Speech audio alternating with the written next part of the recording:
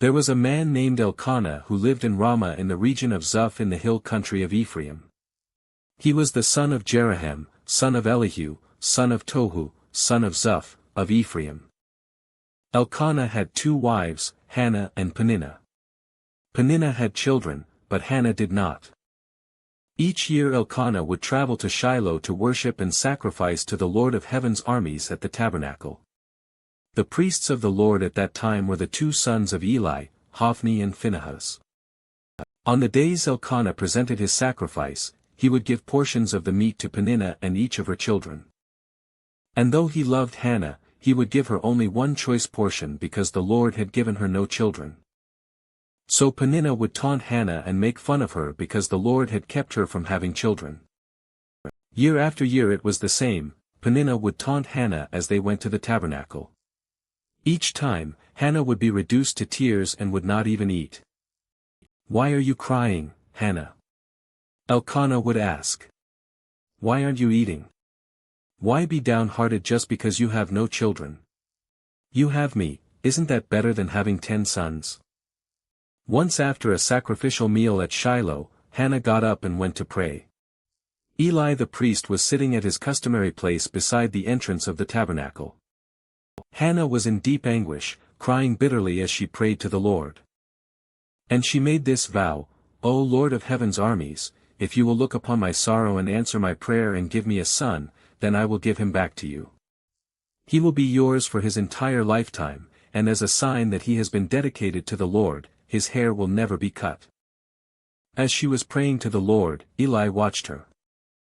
Seeing her lips moving but hearing no sound, he thought she had been drinking. "Must you come here drunk?" he demanded. "Throw away your wine." "Oh no, sir," she replied. "I haven't been drinking wine or anything stronger. But I am very discouraged, and I was pouring out my heart to the Lord. Don't think I am a wicked woman. For I have been praying out of great anguish and sorrow." "In that case," Eli said, "go in peace. May the God of Israel grant the request you have asked of him." "Oh, thank you, sir," she exclaimed. Then she went back and began to eat again, and she was no longer sad. The entire family got up early the next morning and went to worship the Lord once more. Then they returned home to Ramah. When Elkanah slept with Hannah, the Lord remembered her plea. And in due time she gave birth to a son. She named him Samuel, for she said, "I asked the Lord for him."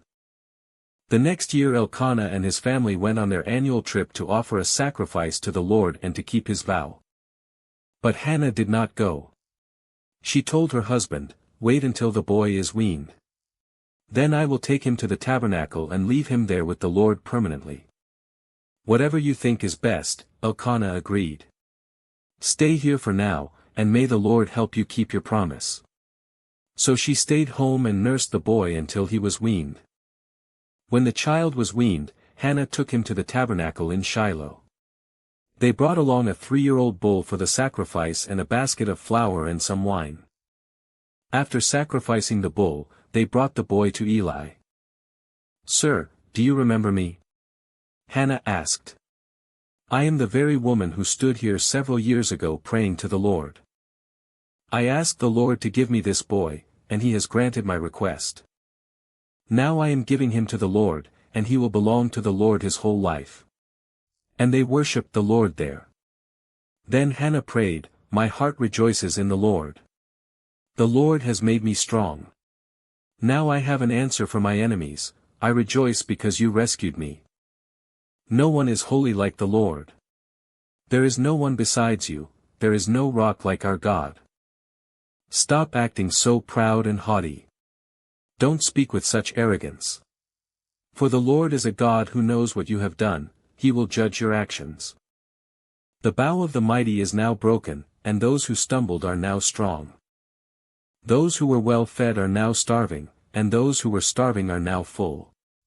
The childless woman now has 7 children, and the woman with many children wastes away.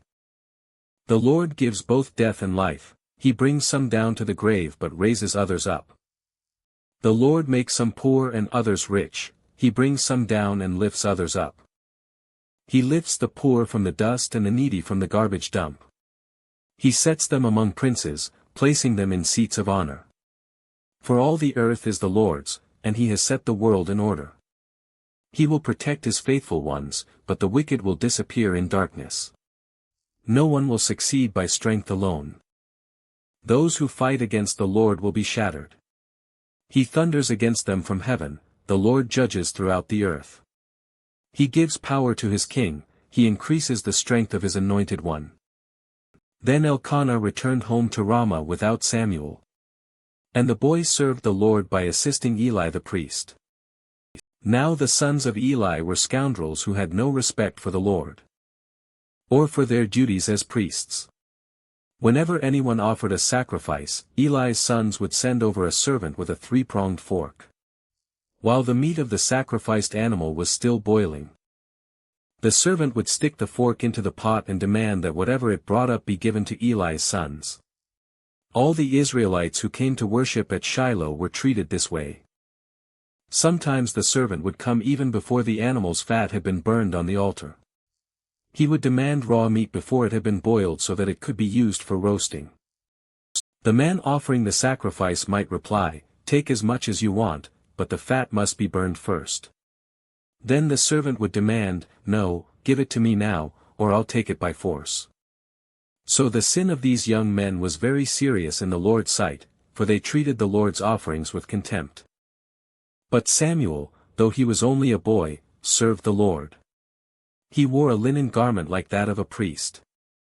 Each year his mother made a small coat for him and brought it to him when she came with her husband for the sacrifice.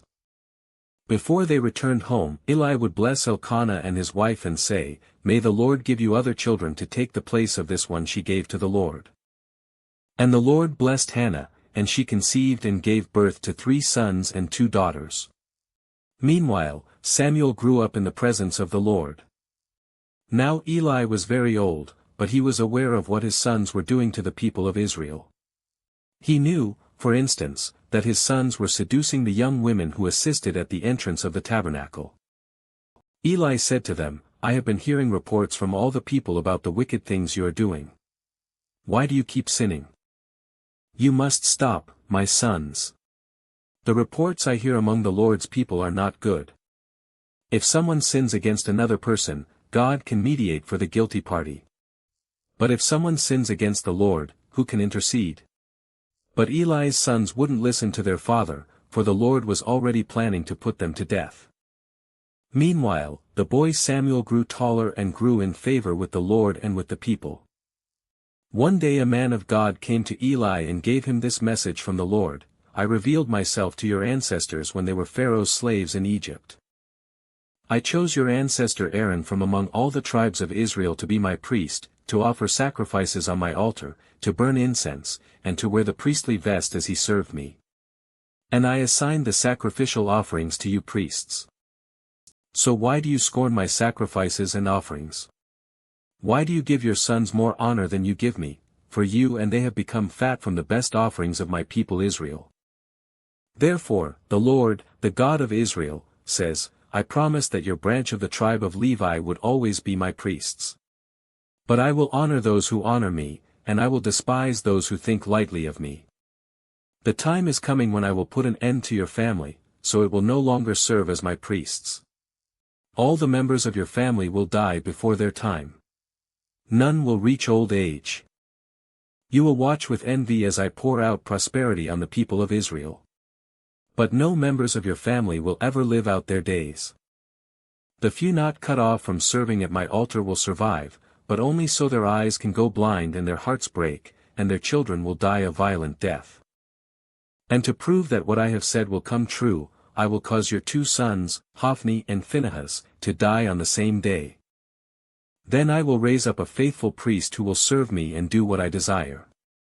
I will establish his family, and they will be priests to my anointed kings forever. Then all of your surviving family will bow before him, begging for money and food. Please, they will say, give us jobs among the priests so we will have enough to eat. Meanwhile, the boy Samuel served the Lord by assisting Eli. Now in those days messages from the Lord were very rare, and visions were quite uncommon. One night Eli, who was almost blind by now, had gone to bed. The lamp of God had not yet gone out, and Samuel was sleeping in the tabernacle near the ark of God. Suddenly the Lord called out, "Samuel." "Yes." Samuel replied. "What is it?" He got up and ran to Eli. "Here I am. Did you call me?" "I didn't call you," Eli replied. "Go back to bed." So he did. Then the Lord called out again, "Samuel." Again Samuel got up and went to Eli. "Here I am. Did you call me?" "I didn't call you, my son," Eli said. "Go back to bed." Samuel did not yet know the Lord because he had never had a message from the Lord before. So the Lord called a third time, and once more Samuel got up and went to Eli. "Here I am. Did you call me?" Then Eli realized it was the Lord who was calling the boy. So he said to Samuel, "Go and lie down again, and if someone calls again, say, 'Speak, Lord, your servant is listening.'" So Samuel went back to bed. And the Lord came and called as before, "Samuel. Samuel." And Samuel replied, "Speak, your servant is listening." Then the Lord said to Samuel, "I am about to do a shocking thing in Israel. I am going to carry out all my threats against Eli and his family, from beginning to end. I have warned him that judgment is coming upon his family forever, because his sons are blaspheming God and he hasn't disciplined them. So I have vowed that the sins of Eli and his sons will never be forgiven by sacrifices or offerings." Samuel stayed in bed until morning, then got up and opened the doors of the tabernacle as usual. He was afraid to tell Eli what the Lord had said to him. But Eli called out to him, "Samuel, my son." "Here I am," Samuel replied. "What did the Lord say to you? Tell me everything. And may God strike you and even kill you if you hide anything from me." So Samuel told Eli everything, he didn't hold anything back. "It is the Lord's will," Eli replied. "Let him do what he thinks best." As Samuel grew up, the Lord was with him, and everything Samuel said proved to be reliable. And all Israel, from Dan in the north to Beersheba in the south, knew that Samuel was confirmed as a prophet of the Lord. The Lord continued to appear at Shiloh and gave messages to Samuel there at the tabernacle. And Samuel's words went out to all the people of Israel. At that time Israel was at war with the Philistines. The Israelite army was camped near Ebenezer, and the Philistines were at Aphek. The Philistines attacked and defeated the army of Israel, killing 4,000 men. After the battle was over, the troops retreated to their camp, and the elders of Israel asked, "Why did the Lord allow us to be defeated by the Philistines?" Then they said, "Let's bring the ark of the covenant of the Lord from Shiloh. If we carry it into battle with us, it will save us from our enemies." So they sent men to Shiloh to bring the ark of the covenant of the Lord of heaven's armies, who is enthroned between the cherubim. Hophni and Phinehas, the sons of Eli, were also there with the ark of the covenant of God. When all the Israelites saw the ark of the covenant of the Lord coming into the camp, their shout of joy was so loud it made the ground shake. "What's going on?" the Philistines asked. "What's all the shouting about in the Hebrew camp?" When they were told it was because the ark of the Lord had arrived, they panicked. "The gods have come into their camp," they cried. "This is a disaster. We have never had to face anything like this before. Help! Who can save us from these mighty gods of Israel? They are the same gods who destroyed the Egyptians with plagues when Israel was in the wilderness. Fight as never before, Philistines. If you don't, we will become the Hebrews' slaves just as they have been ours. Stand up like men and fight." So the Philistines fought desperately, and Israel was defeated again. The slaughter was great, 30,000 Israelite soldiers died that day. The survivors turned and fled to their tents. The ark of God was captured, and Hophni and Phinehas, the two sons of Eli, were killed. A man from the tribe of Benjamin ran from the battlefield and arrived at Shiloh later that same day. He had torn his clothes and put dust on his head to show his grief.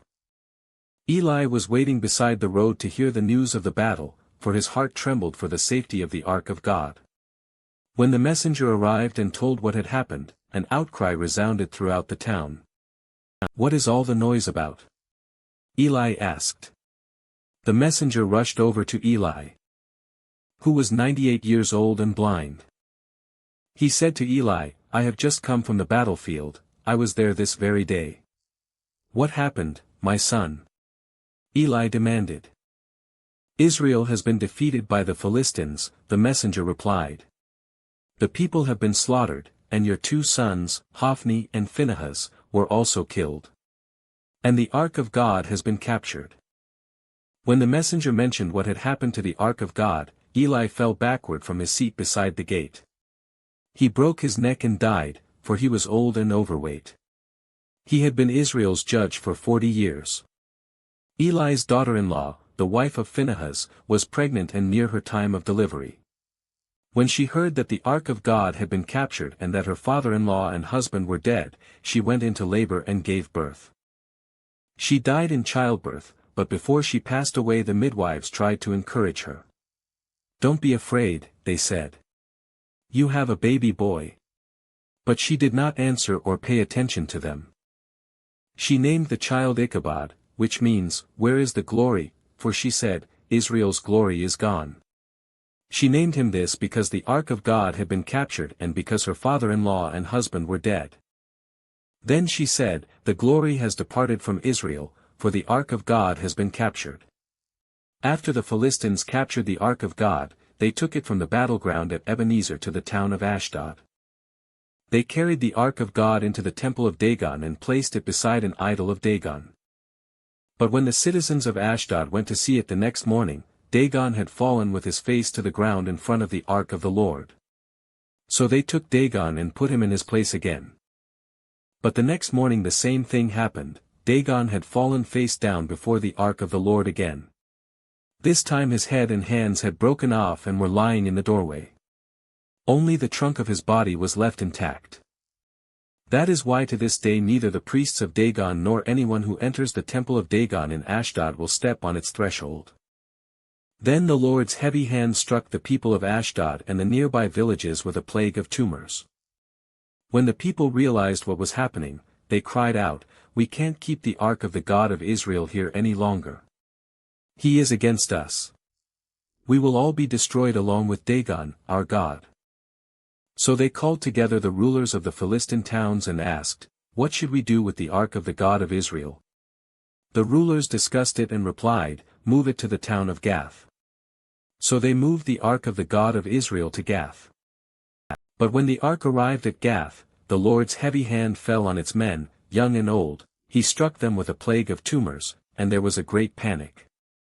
So they sent the ark of God to the town of Ekron, but when the people of Ekron saw it coming they cried out, "They are bringing the ark of the God of Israel here to kill us, too." The people summoned the Philistine rulers again and begged them, "Please send the ark of the God of Israel back to its own country, or it will kill us all." For the deadly plague from God had already begun, and great fear was sweeping across the town. Those who didn't die were afflicted with tumors, and the cry from the town rose to heaven. The ark of the Lord remained in Philistine territory 7 months in all. Then the Philistines called in their priests and diviners and asked them, "What should we do about the ark of the Lord? Tell us how to return it to its own country." "Send the ark of the God of Israel back with a gift," they were told. "Send a guilt offering so the plague will stop. Then, if you are healed, you will know it was his hand that caused the plague." "What sort of guilt offering should we send?" they asked. And they were told, "Since the plague has struck both you and your 5 rulers, make 5 gold tumors and 5 gold rats, just like those that have ravaged your land. Make these things to show honor to the God of Israel.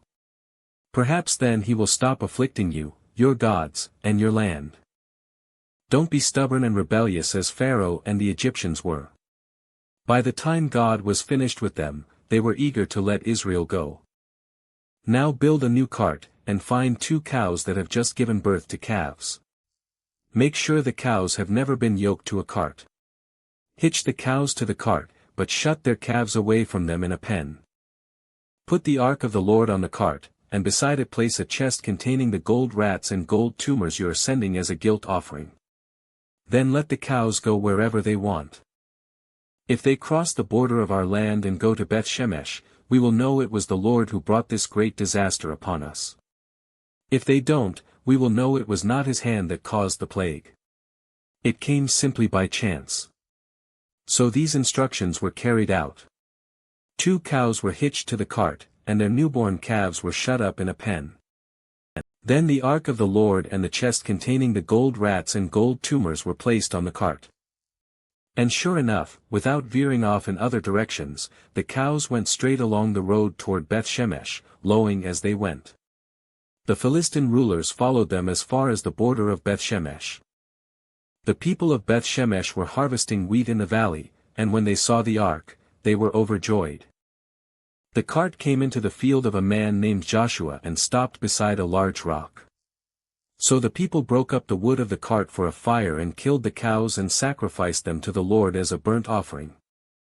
Several men of the tribe of Levi lifted the ark of the Lord and the chest containing the gold rats and gold tumors from the cart and placed them on the large rock. Many sacrifices and burnt offerings were offered to the Lord that day by the people of Beth-Shemesh. The 5 Philistine rulers watched all this and then returned to Ekron that same day. The 5 gold tumors sent by the Philistines as a guilt offering to the Lord were gifts from the rulers of Ashdod, Gaza, Ashkelon, Gath, and Ekron. The 5 gold rats represented the 5 Philistine towns and their surrounding villages, which were controlled by the 5 rulers. The large rock at Beth-Shemesh, where they set the ark of the Lord, still stands in the field of Joshua as a witness to what happened there. But the Lord killed 70 men from Beth-Shemesh because they looked into the ark of the Lord. And the people mourned greatly because of what the Lord had done. Who is able to stand in the presence of the Lord, this holy God? They cried out. Where can we send the ark from here? So they sent messengers to the people at Kiriath-Jearim and told them, the Philistines have returned the ark of the Lord. Come here and get it. So the men of Kiriath-Jearim came to get the ark of the Lord. They took it to the hillside home of Abinadab and ordained Eleazar, his son, to be in charge of it. The ark remained in Kiriath-Jearim for a long time, 20 years in all. During that time all Israel mourned because it seemed the Lord had abandoned them. Then Samuel said to all the people of Israel, if you want to return to the Lord with all your hearts, get rid of your foreign gods and your images of Ashtoreth. Turn your hearts to the Lord and obey him alone, then he will rescue you from the Philistines. So the Israelites got rid of their images of Baal and Ashtoreth and worshipped only the Lord. Then Samuel told them, gather all of Israel to Mizpah, and I will pray to the Lord for you. So they gathered at Mizpah and, in a great ceremony, drew water from a well and poured it out before the Lord. They also went without food all day and confessed that they had sinned against the Lord. It was at Mizpah that Samuel became Israel's judge. When the Philistine rulers heard that Israel had gathered at Mizpah, they mobilized their army and advanced. The Israelites were badly frightened when they learned that the Philistines were approaching. Don't stop pleading with the Lord our God to save us from the Philistines, they begged Samuel. So Samuel took a young lamb and offered it to the Lord as a whole burnt offering. He pleaded with the Lord to help Israel, and the Lord answered him. Just as Samuel was sacrificing the burnt offering, the Philistines arrived to attack Israel. But the Lord spoke with a mighty voice of thunder from heaven that day, and the Philistines were thrown into such confusion that the Israelites defeated them. The men of Israel chased them from Mizpah to a place below Beth-kar, slaughtering them all along the way. Samuel then took a large stone and placed it between the towns of Mizpah and Jeshanah. He named it Ebenezer, which means, the stone of help, for he said, up to this point the Lord has helped us. So the Philistines were subdued and didn't invade Israel again for some time. And throughout Samuel's lifetime, the Lord's powerful hand was raised against the Philistines. The Israelite villages near Ekron and Gath that the Philistines had captured were restored to Israel, along with the rest of the territory that the Philistines had taken. And there was peace between Israel and the Amorites in those days. Samuel continued as Israel's judge for the rest of his life. Each year he traveled around, setting up his court first at Bethel, then at Gilgal, and then at Mizpah. He judged the people of Israel at each of these places. Then he would return to his home at Ramah, and he would hear cases there, too. And Samuel built an altar to the Lord at Ramah. As Samuel grew old, he appointed his sons to be judges over Israel. Joel and Abijah, his oldest sons, held court in Beersheba. But they were not like their father, for they were greedy for money. They accepted bribes and perverted justice. Finally, all the elders of Israel met at Ramah to discuss the matter with Samuel. Look, they told him, you are now old, and your sons are not like you. Give us a king to judge us like all the other nations have. Samuel was displeased with their request and went to the Lord for guidance. Do everything they say to you, the Lord replied, for they are rejecting me, not you. They don't want me to be their king any longer. Ever since I brought them from Egypt they have continually abandoned me and followed other gods. And now they are giving you the same treatment. Do as they ask, but solemnly warn them about the way a king will reign over them. So Samuel passed on the Lord's warning to the people who were asking him for a king. This is how a king will reign over you, Samuel said. The king will draft your sons and assign them to his chariots and his charioteers, making them run before his chariots. Some will be generals and captains in his army, some will be forced to plow in his fields and harvest his crops, and some will make his weapons and chariot equipment. The king will take your daughters from you and force them to cook and bake and make perfumes for him. He will take away the best of your fields and vineyards and olive groves and give them to his own officials. He will take 1/10 of your grain and your grape harvest and distribute it among his officers and attendants. He will take your male and female slaves and demand the finest of your cattle and donkeys for his own use. He will demand 1/10 of your flocks, and you will be his slaves. When that day comes, you will beg for relief from this king you are demanding, but then the Lord will not help you. But the people refused to listen to Samuel's warning. Even so, we still want a king, they said. We want to be like the nations around us. Our king will judge us and lead us into battle. So Samuel repeated to the Lord what the people had said. And the Lord replied, do as they say, and give them a king. Then Samuel agreed and sent the people home. There was a wealthy, influential man named Kish from the tribe of Benjamin. He was the son of Abel, son of Zerah, son of Bechorath, son of Aphiah, of the tribe of Benjamin. His son Saul was the most handsome man in Israel, head and shoulders taller than anyone else in the land. One day Kish's donkeys strayed away, and he told Saul, take a servant with you, and go look for the donkeys. So Saul took one of the servants and traveled through the hill country of Ephraim, the land of Shalisha, the Shalim area, and the entire land of Benjamin, but they couldn't find the donkeys anywhere. Finally, they entered the region of Zuph, and Saul said to his servant, let's go home. By now my father will be more worried about us than about the donkeys. But the servant said, I've just thought of something. There is a man of God who lives here in this town. He is held in high honor by all the people because everything he says comes true. Let's go find him. Perhaps he can tell us which way to go. But we don't have anything to offer him, Saul replied. Even our food is gone, and we don't have a thing to give him. Well, the servant said, I have one small silver piece.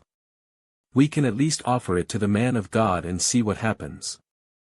In those days if people wanted a message from God, they would say, let's go and ask the seer, for prophets used to be called seers. All right, Saul agreed, let's try it. So they started into the town where the man of God lived. As they were climbing the hill to the town, they met some young women coming out to draw water. So Saul and his servant asked, is the seer here today? Yes, they replied. Stay right on this road. He is at the town gates.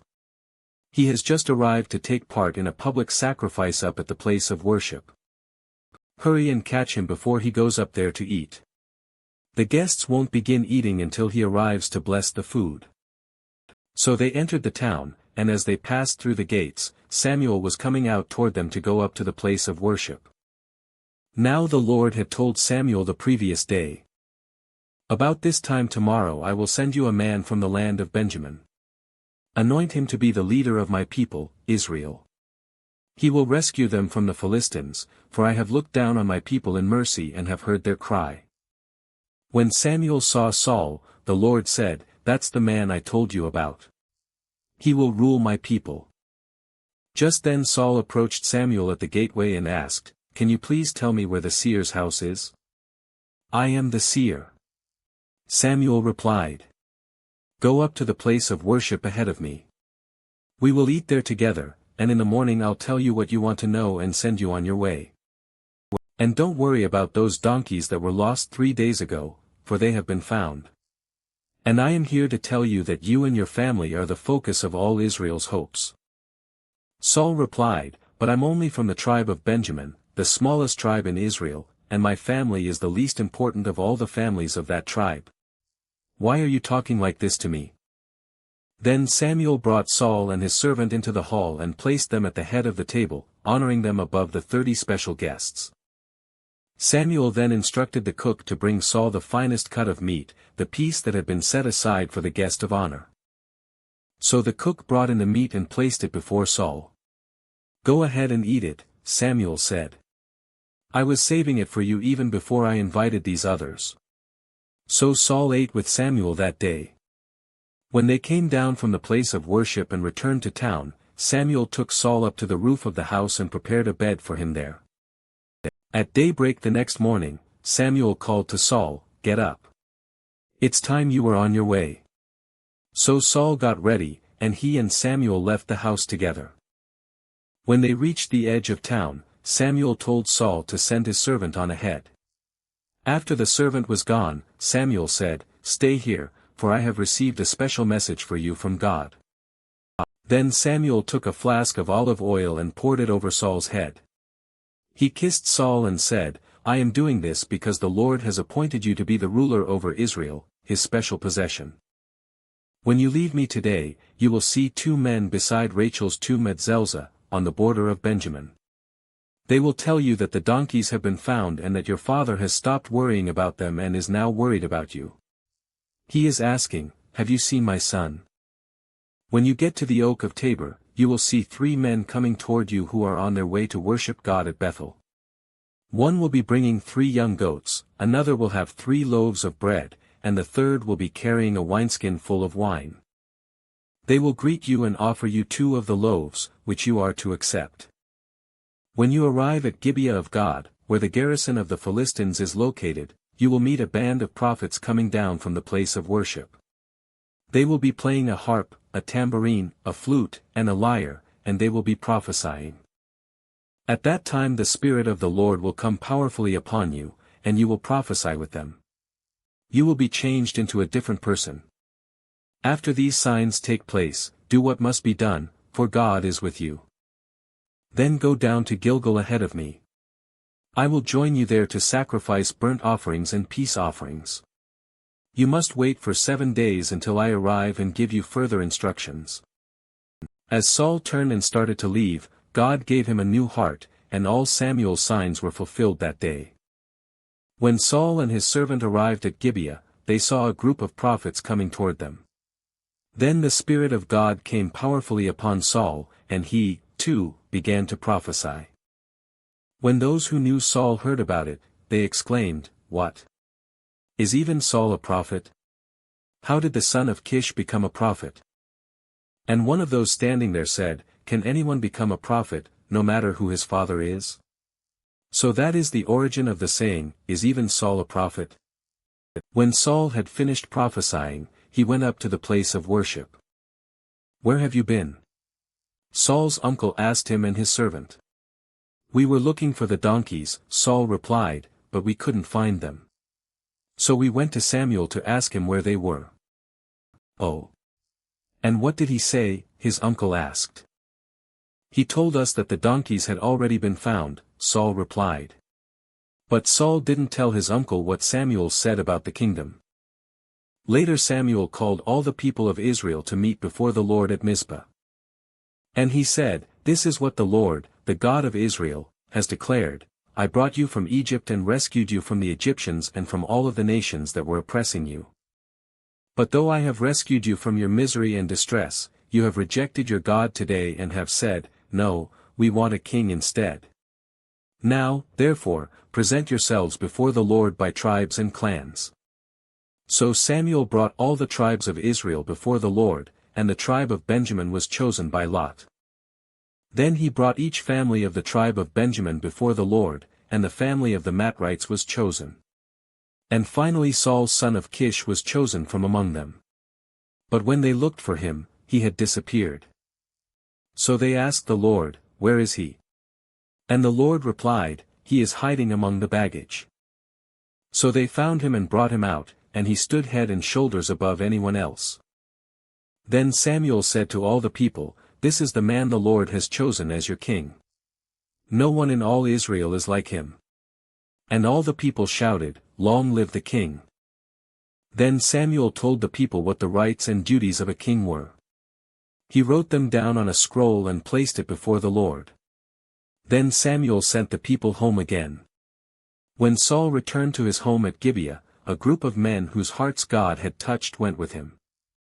But there were some scoundrels who complained, How can this man save us? And they scorned him and refused to bring him gifts. But Saul ignored them. About a month later, King Nahash of Ammon led his army against the Israelite town of Jabesh-Gilead. But all the citizens of Jabesh asked for peace. Make a treaty with us, and we will be your servants, they pleaded. All right, Nahash said, but only on one condition. I will gouge out the right eye of every one of you as a disgrace to all Israel. Give us 7 days to send messengers throughout Israel, replied the elders of Jabesh. If no one comes to save us, we will agree to your terms. When the messengers came to Gibeah of Saul and told the people about their plight, everyone broke into tears. Saul had been plowing a field with his oxen, and when he returned to town, he asked, What's the matter? Why is everyone crying? So they told him about the message from Jabesh. Then the Spirit of God came powerfully upon Saul, and he became very angry. He took 2 oxen and cut them into pieces and sent the messengers to carry them throughout Israel with this message, This is what will happen to the oxen of anyone who refuses to follow Saul and Samuel into battle. And the Lord made the people afraid of Saul's anger, and all of them came out together as one. When Saul mobilized them at Bezek, he found that there were 300,000 men from Israel and 30,000 men from Judah. So Saul sent the messengers back to Jabesh-Gilead to say, We will rescue you by noontime tomorrow. There was great joy throughout the town when that message arrived. The men of Jabesh then told their enemies, Tomorrow we will come out to you, and you can do to us whatever you wish. But before dawn the next morning, Saul arrived, having divided his army into 3 detachments. He launched a surprise attack against the Ammonites and slaughtered them the whole morning. The remnant of their army was so badly scattered that no 2 of them were left together. Then the people exclaimed to Samuel, Now where are those men who said, Why should Saul rule over us? Bring them here, and we will kill them. But Saul replied, No one will be executed today, for today the Lord has rescued Israel. Then Samuel said to the people, Come, let us all go to Gilgal to renew the kingdom. So they all went to Gilgal, and in a solemn ceremony before the Lord they made Saul king. Then they offered peace offerings to the Lord, and Saul and all the Israelites were filled with joy. Then Samuel addressed all Israel, I have done as you asked and given you a king. Your king is now your leader. I stand here before you, an old, gray-haired man, and my sons serve you. I have served as your leader from the time I was a boy to this very day. Now testify against me in the presence of the Lord and before his anointed one. Whose ox or donkey have I stolen? Have I ever cheated any of you? Have I ever oppressed you? Have I ever taken a bribe and perverted justice? Tell me and I will make right whatever I have done wrong. No, they replied, you have never cheated or oppressed us, and you have never taken even a single bribe. The Lord and his anointed one are my witnesses today, Samuel declared, that my hands are clean. Yes, he is a witness, they replied. It was the Lord who appointed Moses and Aaron, Samuel continued. He brought your ancestors out of the land of Egypt. Now stand here quietly before the Lord as I remind you of all the great things the Lord has done for you and your ancestors. When the Israelites were in Egypt and cried out to the Lord, he sent Moses and Aaron to rescue them from Egypt and to bring them into this land. But the people soon forgot about the Lord their God, so he handed them over to Sisera, the commander of Hazor's army, and also to the Philistines and to the king of Moab, who fought against them. Then they cried to the Lord again and confessed, "We have sinned by turning away from the Lord and worshipping the images of Baal and Ashtoreth. But we will worship you and you alone if you will rescue us from our enemies." Then the Lord sent Gideon, Bedan, Jephthah, and Samuel to save you, and you lived in safety. But when you were afraid of Nahash, the king of Ammon, you came to me and said that you wanted a king to reign over you, even though the Lord your God was already your king. All right, here is the king you have chosen. You asked for him, and the Lord has granted your request. Now if you fear and worship the Lord and listen to his voice, and if you do not rebel against the Lord's commands, then both you and your king will show that you recognize the Lord as your God. But if you rebel against the Lord's commands and refuse to listen to him, then his hand will be as heavy upon you as it was upon your ancestors. Now stand here and see the great thing the Lord is about to do. You know that it does not rain at this time of the year during the wheat harvest. I will ask the Lord to send thunder and rain today. Then you will realize how wicked you have been in asking the Lord for a king. So Samuel called to the Lord, and the Lord sent thunder and rain that day. And all the people were terrified of the Lord and of Samuel. "Pray to the Lord your God for us, or we will die," they all said to Samuel. "For now we have added to our sins by asking for a king." "Don't be afraid," Samuel reassured them. "You have certainly done wrong, but make sure now that you worship the Lord with all your heart, and don't turn your back on him. Don't go back to worshipping worthless idols that cannot help or rescue you, they are totally useless. The Lord will not abandon his people, because that would dishonor his great name. For it has pleased the Lord to make you his very own people. As for me, I will certainly not sin against the Lord by ending my prayers for you. And I will continue to teach you what is good and right. But be sure to fear the Lord and faithfully serve him. Think of all the wonderful things he has done for you. But if you continue to sin, you and your king will be swept away." Saul was 30 years old when he became king, and he reigned for 42 years.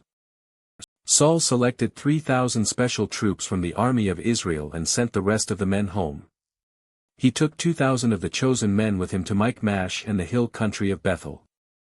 The other 1,000 went with Saul's son Jonathan to Gibeah in the land of Benjamin. Soon after this, Jonathan attacked and defeated the garrison of Philistines at Geba. The news spread quickly among the Philistines. So Saul blew the ram's horn throughout the land, saying, "Hebrews, hear this. Rise up in revolt." All Israel heard the news that Saul had destroyed the Philistine garrison at Geba and that the Philistines now hated the Israelites more than ever. So the entire Israelite army was summoned to join Saul at Gilgal. The Philistines mustered a mighty army of 3,000 chariots, 6,000 charioteers, and as many warriors as the grains of sand on the seashore. They camped at Michmash east of Bethaven. The men of Israel saw what a tight spot they were in, and because they were hard-pressed by the enemy, they tried to hide in caves, thickets, rocks, holes, and cisterns. Some of them crossed the Jordan River and escaped into the land of Gad and Gilead. Meanwhile, Saul stayed at Gilgal, and his men were trembling with fear. Saul waited there 7 days for Samuel, as Samuel had instructed him earlier, but Samuel still didn't come. Saul realized that his troops were rapidly slipping away. So he demanded, "Bring me the burnt offering and the peace offerings." And Saul sacrificed the burnt offering himself. Just as Saul was finishing with the burnt offering, Samuel arrived.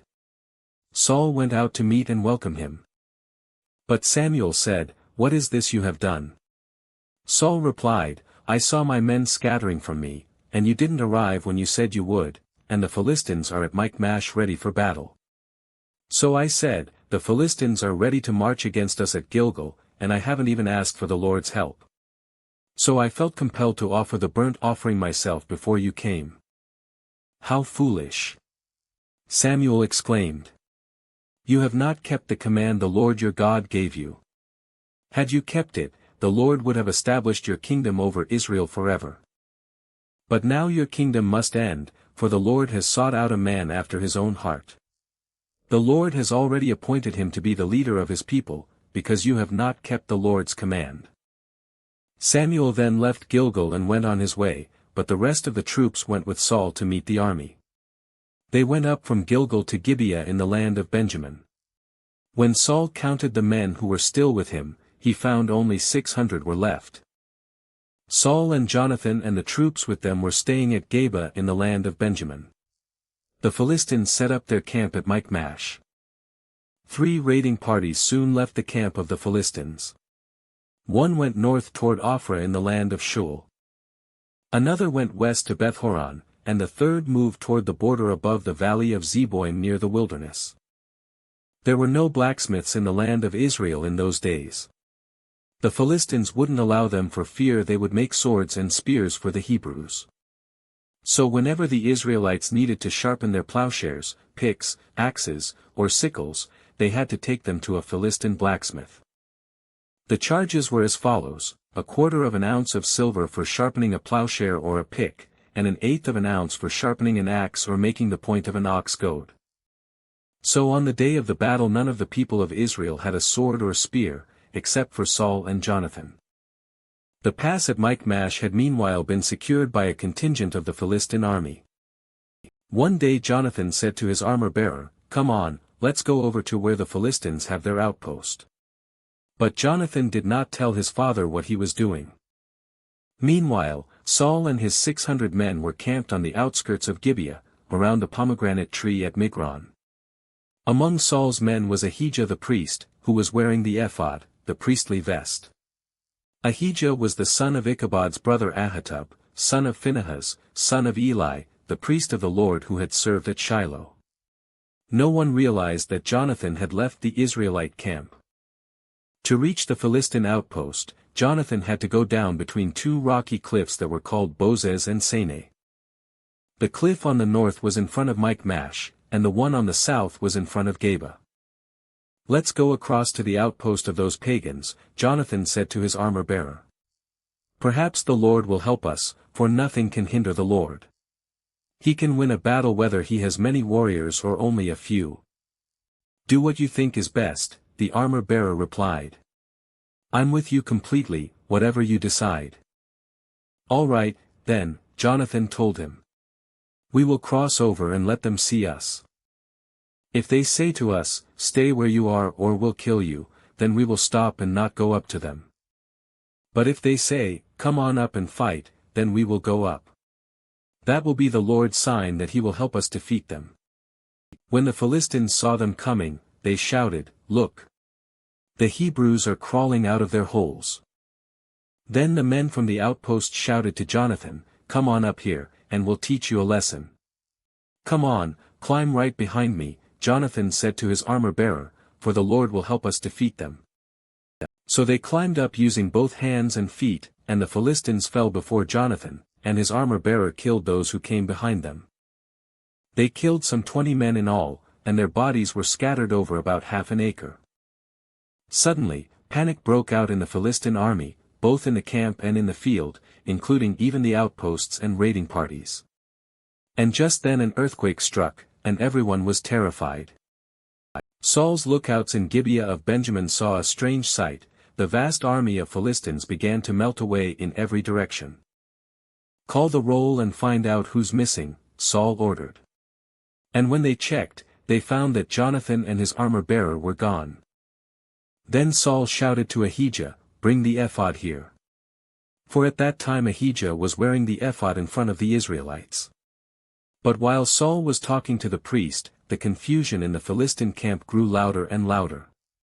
So Saul said to the priest, "Never mind, let's get going." Then Saul and all his men rushed out to the battle and found the Philistines killing each other. There was terrible confusion everywhere.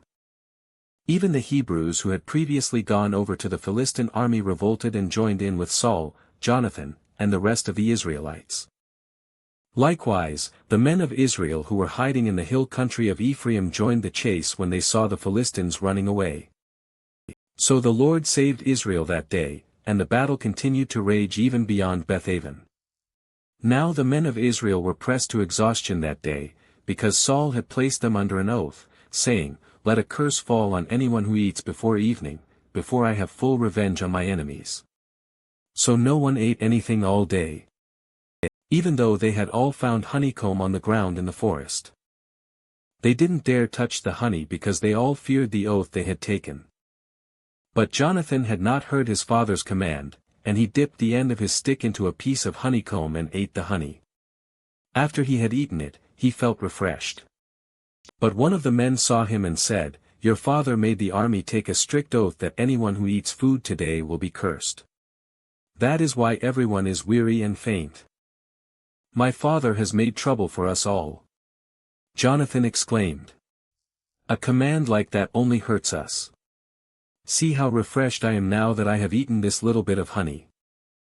If the men had been allowed to eat freely from the food they found among our enemies, think how many more Philistines we could have killed. They chased and killed the Philistines all day from Michmash to Aijalon, growing more and more faint. That evening they rushed for the battle plunder and butchered the sheep, goats, cattle, and calves, but they ate them without draining the blood. Someone reported to Saul, "Look, the men are sinning against the Lord by eating meat that still has blood in it." "That is very wrong," Saul said. "Find a large stone and roll it over here. Then go out among the troops and tell them, 'Bring the cattle, sheep, and goats here to me. Kill them here, and drain the blood before you eat them. Do not sin against the Lord by eating meat with the blood still in it." So that night all the troops brought their animals and slaughtered them there. Then Saul built an altar to the Lord. It was the first of the altars he built to the Lord. Then Saul said, "Let's chase the Philistines all night and plunder them until sunrise. Let's destroy every last one of them." His men replied, "We'll do whatever you think is best." But the priest said, "Let's ask God first." So Saul asked God, "Should we go after the Philistines? Will you help us defeat them?" But God made no reply that day. Then Saul said to the leaders, "Something's wrong. I want all my army commanders to come here.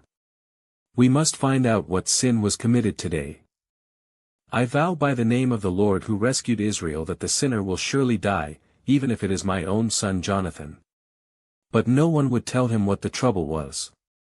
Then Saul said, "Jonathan and I will stand over here, and all of you stand over there." And the people responded to Saul, "Whatever you think is best." Then Saul prayed, "O Lord, God of Israel, please show us who is guilty and who is innocent." Then they cast sacred lots, and Jonathan and Saul were chosen as the guilty ones, and the people were declared innocent. Then Saul said, "Now cast lots again and choose between me and Jonathan." And Jonathan was shown to be the guilty one. "Tell me what you have done," Saul demanded of Jonathan. "I tasted a little honey," Jonathan admitted. "It was only a little bit on the end of my stick. Does that deserve death?" "Yes, Jonathan," Saul said, "you must die. May God strike me and even kill me if you do not die for this." But the people broke in and said to Saul, "Jonathan has won this great victory for Israel. Should he die? Far from it. As surely as the Lord lives, not one hair on his head will be touched, for God helped him do a great deed today." So the people rescued Jonathan, and he was not put to death. Then Saul called back the army from chasing the Philistines, and the Philistines returned home. Now when Saul had secured his grasp on Israel's throne, he fought against his enemies in every direction, against Moab, Ammon, Edom, the kings of Zobah, and the Philistines. And wherever he turned, he was victorious. He performed great deeds and conquered the Amalekites, saving Israel from all those who had plundered them. Saul's sons included Jonathan, Ishbosheth, and Malchishua. He also had 2 daughters, Merab, who was older, and Michal. Saul's wife was Ahinoam, the daughter of Ahimaaz. The commander of Saul's army was Abner, the son of Saul's uncle Ner. Saul's father, Kish, and Abner's father, Ner, were both sons of Abel. The Israelites fought constantly with the Philistines throughout Saul's lifetime. So whenever Saul observed a young man who was brave and strong, he drafted him into his army. One day Samuel said to Saul, "It was the Lord who told me to anoint you as king of his people, Israel. Now listen to this message from the Lord. This is what the Lord of heaven's armies has declared: I have decided to settle accounts with the nation of Amalek for opposing Israel when they came from Egypt. Now go and completely destroy the entire Amalekite nation, men, women, children, babies, cattle, sheep, goats, camels, and donkeys." So Saul mobilized his army at Telaim. There were 200,000 soldiers from Israel and 10,000 men from Judah. Then Saul and his army went to a town of the Amalekites and lay in wait in the valley. Saul sent this warning to the Kenite: "Move away from where the Amalekites live, or you will die with them. For you showed kindness to all the people of Israel when they came up from Egypt." So the Kenite packed up and left. Then Saul slaughtered the Amalekites from Havilah all the way to Shur, east of Egypt. He captured Agag, the Amalekite king, but completely destroyed everyone else. Saul and his men spared Agag's life and kept the best of the sheep and goats, the cattle, the fat calves, and the lambs, everything, in fact, that appealed to them. They destroyed only what was worthless or of poor quality. Then the Lord said to Samuel, "I am sorry that I ever made Saul king, for he has not been loyal to me and has refused to obey my command." Samuel was so deeply moved when he heard this that he cried out to the Lord all night. Early the next morning Samuel went to find Saul. Someone told him, Saul went to the town of Carmel to set up a monument to himself, then he went on to Gilgal.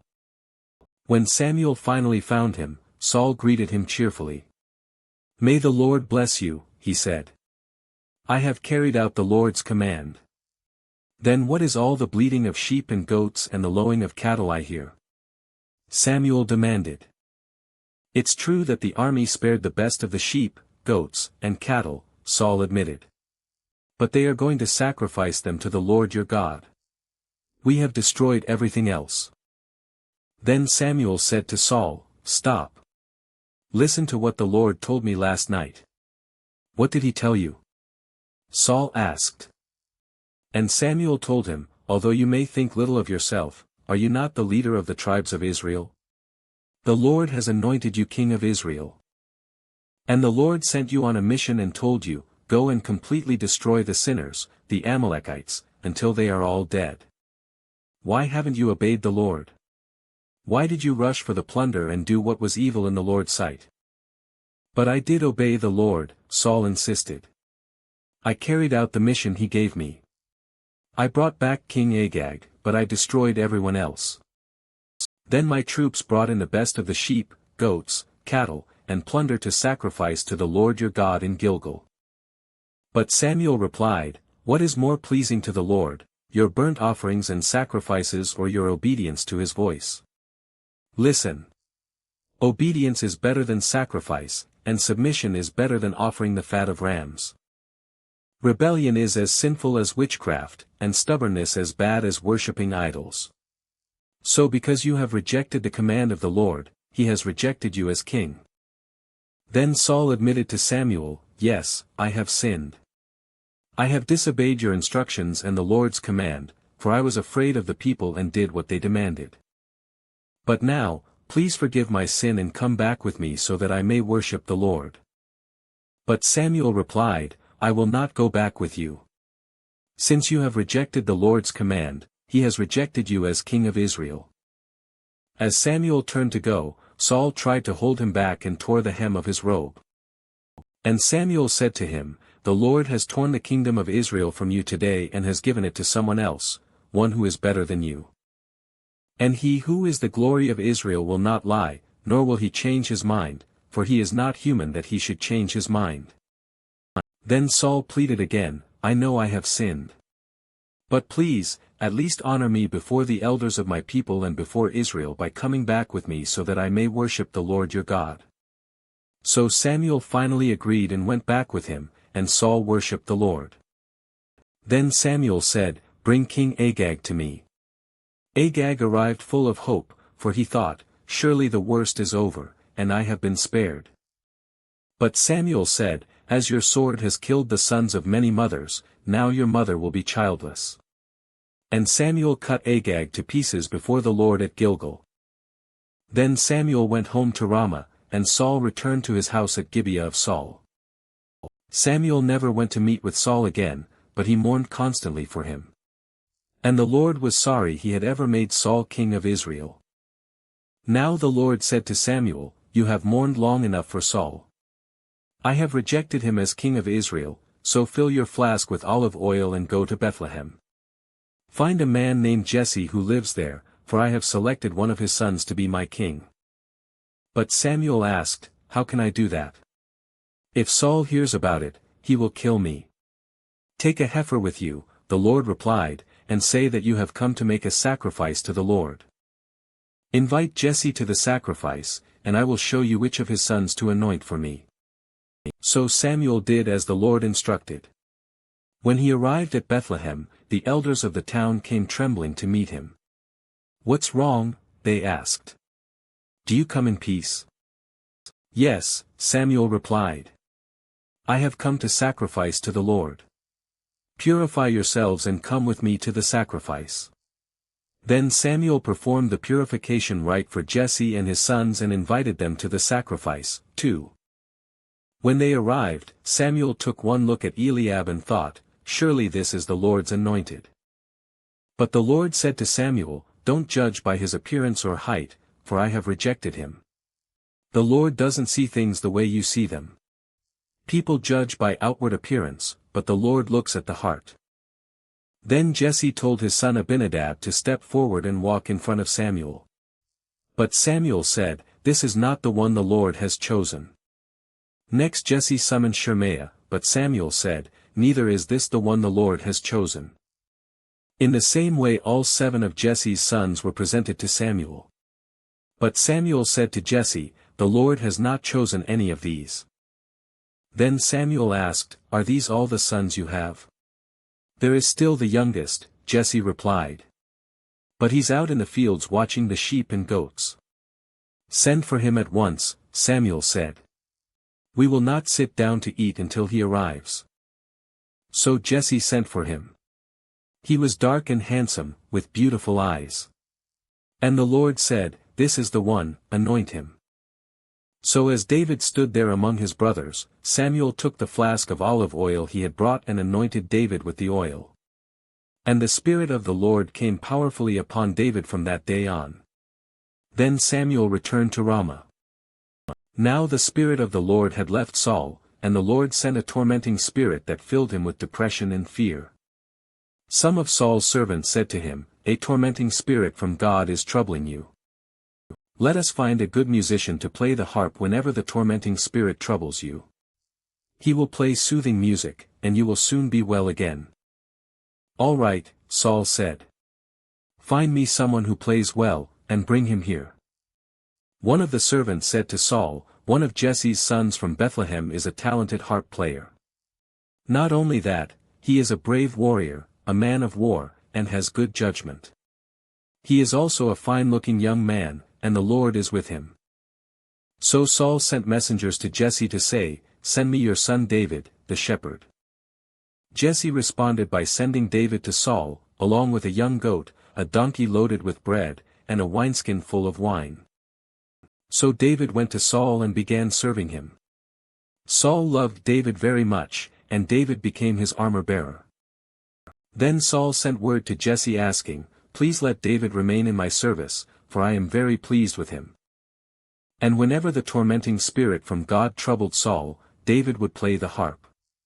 Then Saul would feel better, and the tormenting spirit would go away. The Philistines now mustered their army for battle and camped between Soko in Judah and Azekah at Ephs-Dammim. Saul countered by gathering his Israelite troops near the valley of Elah. So the Philistines and Israelites faced each other on opposite hills, with the valley between them. Then Goliath, a Philistine champion from Gath, came out of the Philistine ranks to face the forces of Israel. He was over 9 feet tall. He wore a bronze helmet, and his bronze coat of mail weighed 125 pounds. He also wore bronze leg armor, and he carried a bronze javelin on his shoulder. The shaft of his spear was as heavy and thick as a weaver's beam, tipped with an iron spearhead that weighed 15 pounds. His armor-bearer walked ahead of him carrying a shield. Goliath stood and shouted a taunt across to the Israelites. "Why are you all coming out to fight?" he called. "I am the Philistine champion, but you are only the servants of Saul. Choose one man to come down here and fight me. If he kills me, then we will be your slaves. But if I kill him, you will be our slaves. I defy the armies of Israel today. Send me a man who will fight me." When Saul and the Israelites heard this, they were terrified and deeply shaken. Now David was the son of a man named Jesse, an Ephrathite from Bethlehem in the land of Judah. Jesse was an old man at that time, and he had 8 sons. Jesse's 3 oldest sons, Eliab, Abinadab, and Shemaiah, had already joined Saul's army to fight the Philistines. David was the youngest son. David's 3 oldest brothers stayed with Saul's army. But David went back and forth so he could help his father with the sheep in Bethlehem. For 40 days, every morning and evening, the Philistine champion strutted in front of the Israelite army. One day Jesse said to David, "Take this basket of roasted grain and these 10 loaves of bread, and carry them quickly to your brothers. And give these 10 cuts of cheese to their captain. See how your brothers are getting along, and bring back a report on how they are doing." David's brothers were with Saul and the Israelite army at the valley of Elah, fighting against the Philistines. So David left the sheep with another shepherd and set out early the next morning with the gifts, as Jesse had directed him. He arrived at the camp just as the Israelite army was leaving for the battlefield with shouts and battle cries. Soon the Israelite and Philistine forces stood facing each other, army against army. David left his things with the keeper of supplies and hurried out to the ranks to greet his brothers. As he was talking with them, Goliath, the Philistine champion from Gath, came out from the Philistine ranks. Then David heard him shout his usual taunt to the army of Israel. As soon as the Israelite army saw him, they began to run away in fright. "Have you seen the giant?" the men asked. "He comes out each day to defy Israel. The king has offered a huge reward to anyone who kills him. He will give that man one of his daughters for a wife, and the man's entire family will be exempted from paying taxes." David asked the soldiers standing nearby, "What will a man get for killing this Philistine and ending his defiance of Israel? Who is this pagan Philistine anyway, that he is allowed to defy the armies of the living God?" And these men gave David the same reply. They said, "Yes, that is the reward for killing him." But when David's oldest brother, Eliab, heard David talking to the men, he was angry. "What are you doing around here anyway?" he demanded. "What about those few sheep you're supposed to be taking care of? I know about your pride and deceit. You just want to see the battle." "What have I done now?" David replied. "I was only asking a question." He walked over to some others and asked them the same thing and received the same answer. Then David's question was reported to King Saul, and the king sent for him. "Don't worry about this Philistine," David told Saul. "I'll go fight him." "Don't be ridiculous." Saul replied. "There's no way you can fight this Philistine and possibly win. You're only a boy, and he's been a man of war since his youth." But David persisted. "I have been taking care of my father's sheep and goats," he said. "When a lion or a bear comes to steal a lamb from the flock, I go after it with a club and rescue the lamb from its mouth. If the animal turns on me, I catch it by the jaw and club it to death. I have done this to both lions and bears, and I'll do it to this pagan Philistine, too, for he has defied the armies of the living God." The Lord who rescued me from the claws of the lion and the bear will rescue me from this Philistine." Saul finally consented. "All right, go ahead," he said. "And may the Lord be with you." Then Saul gave David his own armor, a bronze helmet and a coat of mail. David put it on, strapped the sword over it, and took a step or two to see what it was like, for he had never worn such things before. "I can't go in these," he protested to Saul. "I'm not used to them." So David took them off again.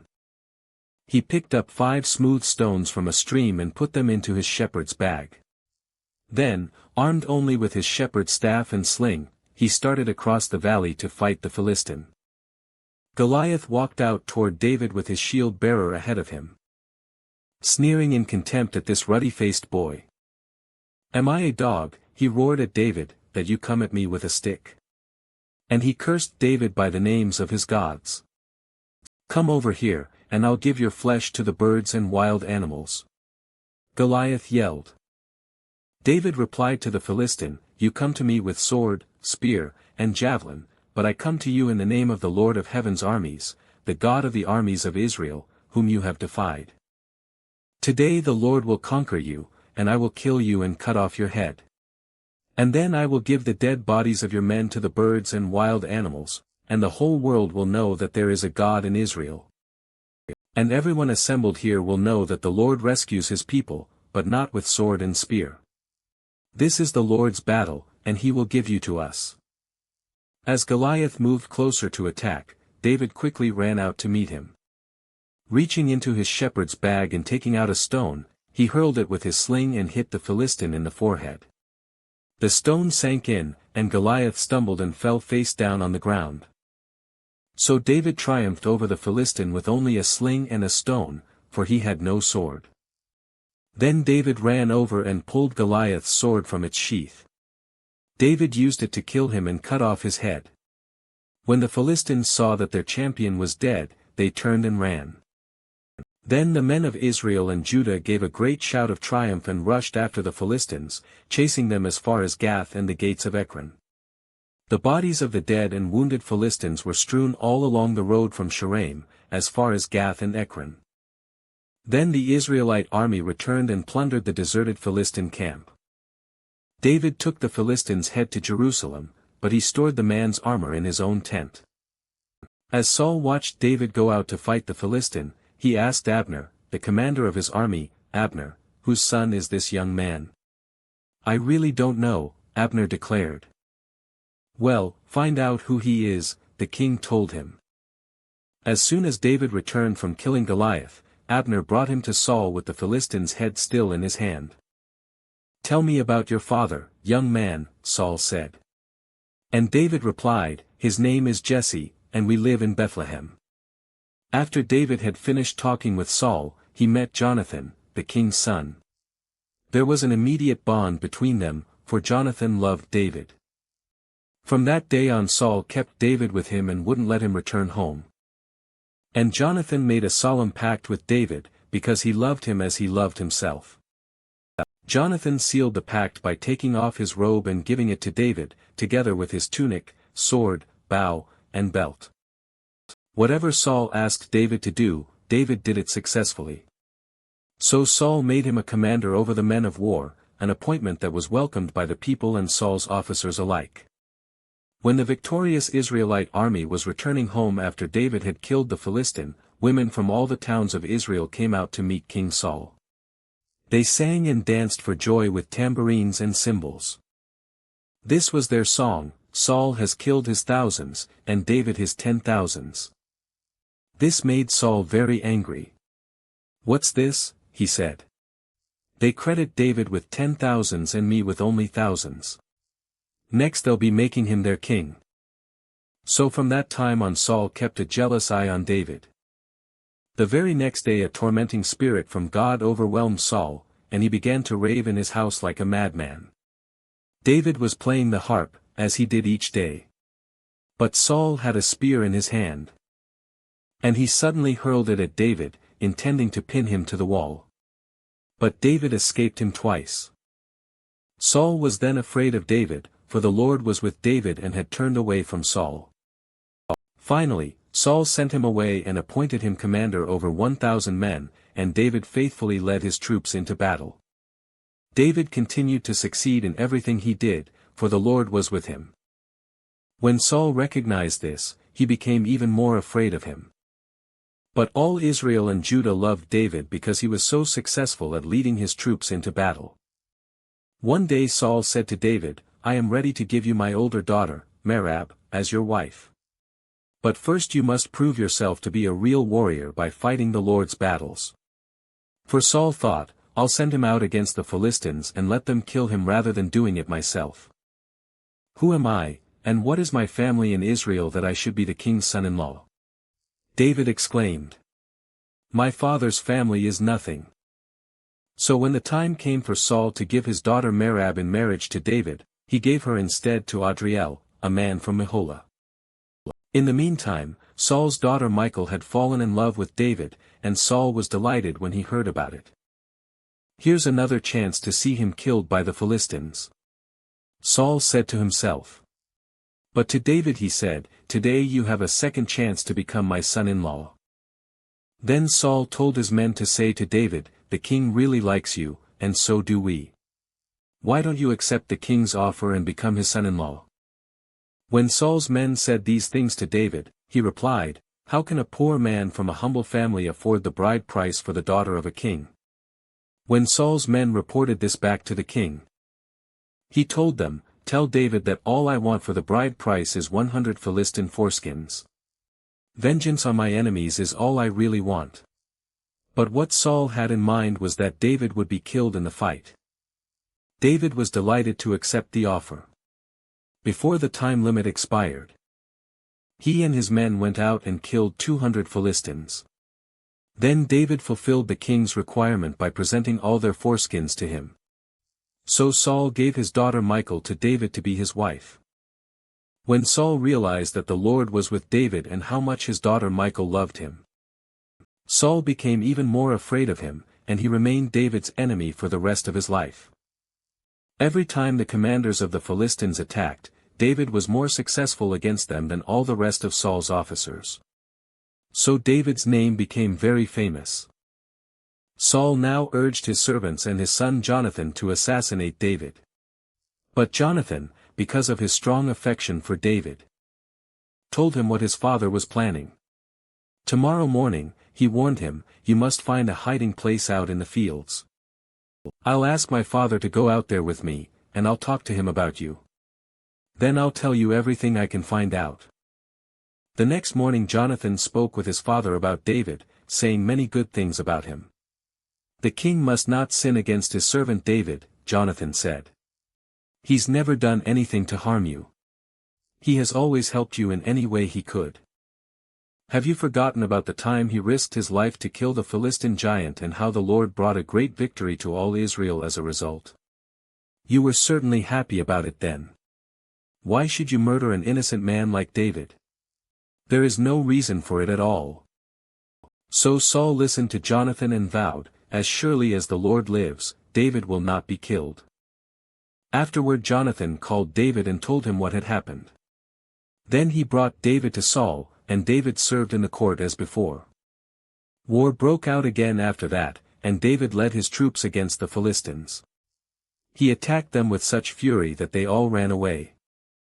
But one day when Saul was sitting at home, with spear in hand, the tormenting spirit from the Lord suddenly came upon him again. As David played his harp, Saul hurled his spear at David. But David dodged out of the way, and leaving the spear stuck in the wall, he fled and escaped into the night. Then Saul sent troops to watch David's house. They were told to kill David when he came out the next morning. But Michal, David's wife, warned him, "If you don't escape tonight, you will be dead by morning." So she helped him climb out through a window, and he fled and escaped. Then she took an idol and put it in his bed, covered it with blankets, and put a cushion of goat's hair at its head. When the troops came to arrest David, she told them he was sick and couldn't get out of bed. But Saul sent the troops back to get David. He ordered, "Bring him to me in his bed so I can kill him." But when they came to carry David out, they discovered that it was only an idol in the bed with a cushion of goat's hair at its head. "Why have you betrayed me like this and let my enemy escape?" Saul demanded of Michal. "I had to," Michal replied. "He threatened to kill me if I didn't help him." So David escaped and went to Ramah to see Samuel, and he told him all that Saul had done to him. Then Samuel took David with him to live at Naioth. When the report reached Saul that David was at Naioth in Ramah, he sent troops to capture him. But when they arrived and saw Samuel leading a group of prophets who were prophesying, the Spirit of God came upon Saul's men, and they also began to prophesy. When Saul heard what had happened, he sent other troops, but they, too, prophesied. The same thing happened a third time. Finally, Saul himself went to Ramah and arrived at the great well in Secu. "Where are Samuel and David?" he demanded. "They are at Naioth in Ramah," someone told him. But on the way to Naioth in Ramah the Spirit of God came even upon Saul, and he, too, began to prophesy all the way to Naioth. He tore off his clothes and lay naked on the ground all day and all night, prophesying in the presence of Samuel. The people who were watching exclaimed, "What? Is even Saul a prophet?" David now fled from Naioth in Ramah and found Jonathan. "What have I done?" he exclaimed. "What is my crime? How have I offended your father that he is so determined to kill me?" "That's not true," Jonathan protested. "You're not going to die. He always tells me everything he's going to do, even the little things. I know my father wouldn't hide something like this from me. It just isn't so." Then David took an oath before Jonathan and said, "Your father knows perfectly well about our friendship, so he has said to himself, 'I won't tell Jonathan, why should I hurt him? But I swear to you that I am only a step away from death. I swear it by the Lord and by your own soul.' Tell me what I can do to help you," Jonathan exclaimed. David replied, "Tomorrow we celebrate the new moon festival. I've always eaten with the king on this occasion, but tomorrow I'll hide in the field and stay there until the evening of the third day. If your father asks where I am, tell him I asked permission to go home to Bethlehem for an annual family sacrifice. If he says, 'Fine,' you will know all is well. But if he is angry and loses his temper, you will know he is determined to kill me. Show me this loyalty as my sworn friend, for we made a solemn pact before the Lord, or kill me yourself if I have sinned against your father. But please don't betray me to him."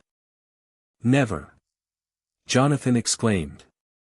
"You know that if I had the slightest notion my father was planning to kill you, I would tell you at once." Then David asked, "How will I know whether or not your father is angry?" "Come out to the field with me," Jonathan replied. And they went out there together. Then Jonathan told David, "I promise by the Lord, the God of Israel, that by this time tomorrow, or the next day at the latest, I will talk to my father and let you know at once how he feels about you. If he speaks favorably about you, I will let you know. But if he is angry and wants you killed, may the Lord strike me and even kill me if I don't warn you so you can escape and live. May the Lord be with you as he used to be with my father. And may you treat me with the faithful love of the Lord as long as I live. But if I die, treat my family with this faithful love, even when the Lord destroys all your enemies from the face of the earth." So Jonathan made a solemn pact with David, saying, "May the Lord destroy all your enemies." And Jonathan made David reaffirm his vow of friendship again, for Jonathan loved David as he loved himself. Then Jonathan said, "Tomorrow we celebrate the new moon festival. You will be missed when your place at the table is empty. The day after tomorrow, toward evening, go to the place where you hid before, and wait there by the stone pile. I will come out and shoot 3 arrows to the side of the stone pile as though I were shooting at a target. Then I will send a boy to bring the arrows back. If you hear me tell him, 'They're on this side,' then you will know, as surely as the Lord lives, that all is well, and there is no trouble. But if I tell him, 'Go farther, the arrows are still ahead of you,' then it will mean that you must leave immediately, for the Lord is sending you away. And may the Lord make us keep our promises to each other, for he has witnessed them." So David hid himself in the field, and when the new moon festival began, the king sat down to eat. He sat at his usual place against the wall, with Jonathan sitting opposite him and Abner beside him. But David's place was empty. Saul didn't say anything about it that day, for he said to himself, something must have made David ceremonially unclean. But when David's place was empty again the next day, Saul asked Jonathan, "Why hasn't the son of Jesse been here for the meal either yesterday or today?" Jonathan replied, "David earnestly asked me if he could go to Bethlehem. He said, 'Please let me go, for we are having a family sacrifice. My brother demanded that I be there. So please let me get away to see my brothers. That's why he isn't here at the king's table.'" Saul boiled with rage at Jonathan. "You stupid son of a whore," he swore at him. "Do you think I don't know that you want him to be king in your place, shaming yourself and your mother? As long as that son of Jesse is alive, you'll never be king. Now go and get him so I can kill him." "But why should he be put to death?" Jonathan asked his father. "What has he done?" Then Saul hurled his spear at Jonathan, intending to kill him. So at last Jonathan realized that his father was really determined to kill David. Jonathan left the table in fierce anger and refused to eat on that second day of the festival, for he was crushed by his father's shameful behavior toward David. The next morning, as agreed, Jonathan went out into the field and took a young boy with him to gather his arrows. "Start running," he told the boy, "so you can find the arrows as I shoot them." So the boy ran, and Jonathan shot an arrow beyond him. When the boy had almost reached the arrow, Jonathan shouted, "The arrow is still ahead of you. Hurry, hurry, don't wait." So the boy quickly gathered up the arrows and ran back to his master. He, of course, suspected nothing, only Jonathan and David understood the signal. Then Jonathan gave his bow and arrows to the boy and told him to take them back to town. As soon as the boy was gone, David came out from where he had been hiding near the stone pile.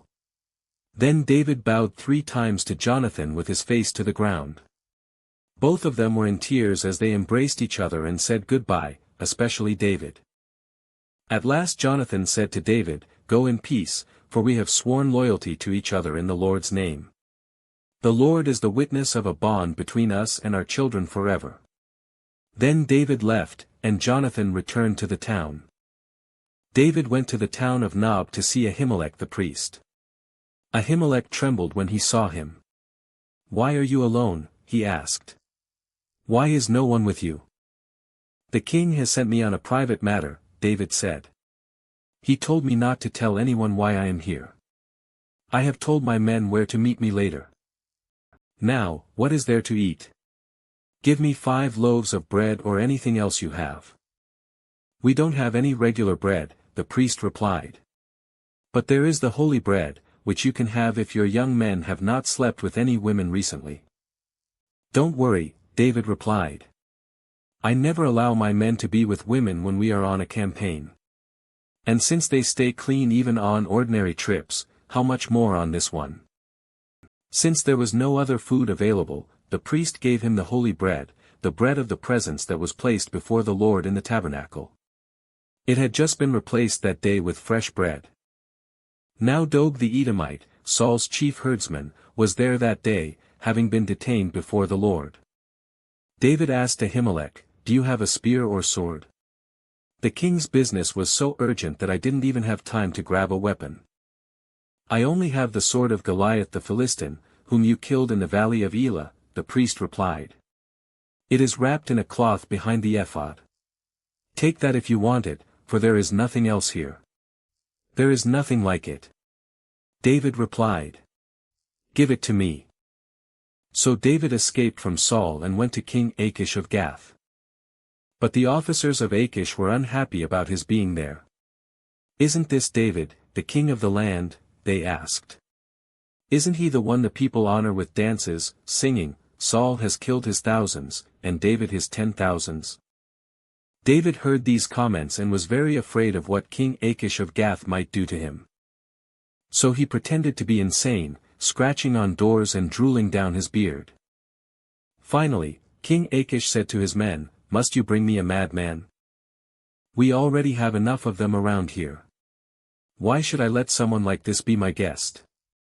So David left Gath and escaped to the cave of Adullam. Soon his brothers and all his other relatives joined him there. Then others began coming, men who were in trouble or in debt or who were just discontented, until David was the captain of about 400 men.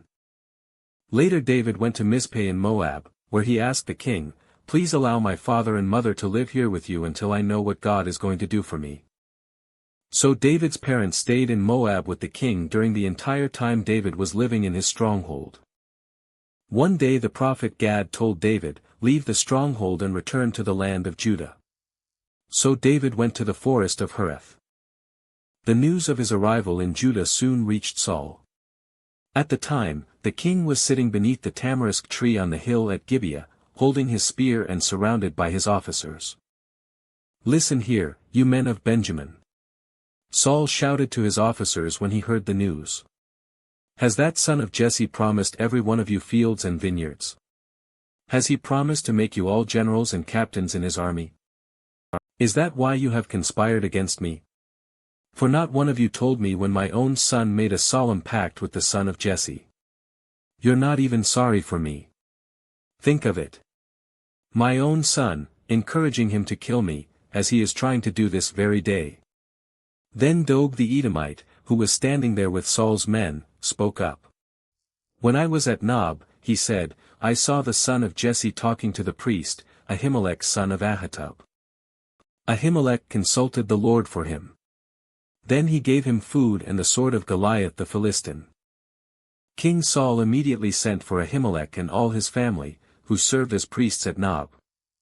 When they arrived, Saul shouted at him, "Listen to me, you son of Ahitub."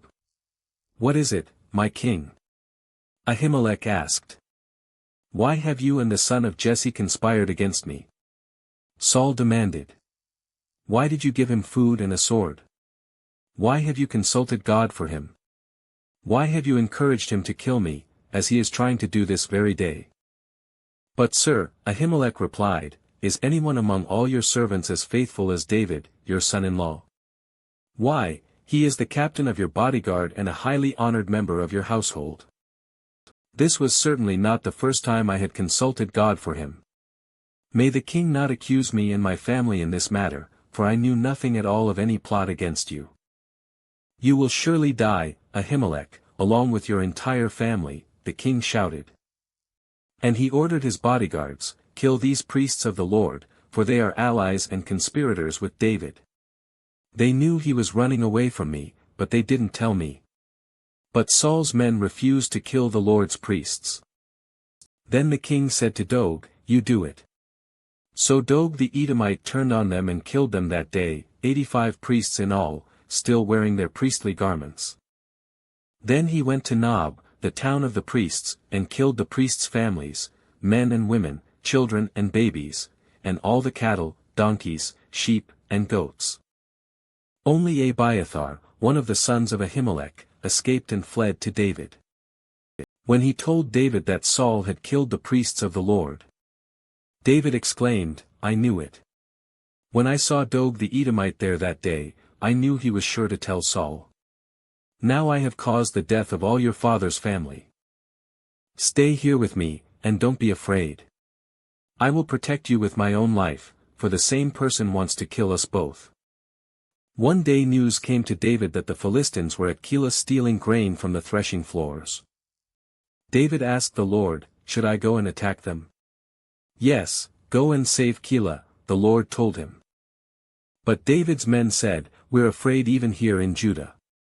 We certainly don't want to go to Keilah to fight the whole Philistine army." So David asked the Lord again, and again the Lord replied, "Go down to Keilah, for I will help you conquer the Philistines." So David and his men went to Keilah. They slaughtered the Philistines and took all their livestock and rescued the people of Keilah. Now when Abiathar son of Ahimelech fled to David at Keilah, he brought the ephod with him. Saul soon learned that David was at Keilah. "Good," he exclaimed. "We've got him now. God has handed him over to me, for he has trapped himself in a walled town." So Saul mobilized his entire army to march to Keilah and besiege David and his men. But David learned of Saul's plan and told Abiathar the priest to bring the ephod and ask the Lord what he should do. Then David prayed, O Lord, God of Israel, I have heard that Saul is planning to come and destroy Keilah because I am here. Will the leaders of Keilah betray me to him? And will Saul actually come as I have heard? O Lord, God of Israel, please tell me. And the Lord said, He will come. Again David asked, Will the leaders of Keilah betray me and my men to Saul? And the Lord replied, Yes, they will betray you. So David and his men, about 600 of them now, left Keilah and began roaming the countryside. Word soon reached Saul that David had escaped, so he didn't go to Keilah after all. David now stayed in the strongholds of the wilderness and in the hill country of Ziph. Saul hunted him day after day, but God didn't let Saul find him. One day near Horish, David received the news that Saul was on the way to Ziph to search for him and kill him. Jonathan went to find David and encouraged him to stay strong in his faith in God. Don't be afraid, Jonathan reassured him. My father will never find you. You are going to be the king of Israel, and I will be next to you, as my father, Saul, is well aware. So the two of them renewed their solemn pact before the Lord. Then Jonathan returned home, while David stayed at Horish. But now the men of Ziph went to Saul in Gibeah and betrayed David to him. We know where David is hiding, they said. He is in the strongholds of Horish on the hill of Hakilah, which is in the southern part of Jeshimon. Come down whenever you're ready, O king, and we will catch him and hand him over to you. The Lord bless you, Saul said. At last someone is concerned about me. Go and check again to be sure of where he is staying and who has seen him there, for I know that he is very crafty. Discover his hiding places, and come back when you are sure. Then I'll go with you.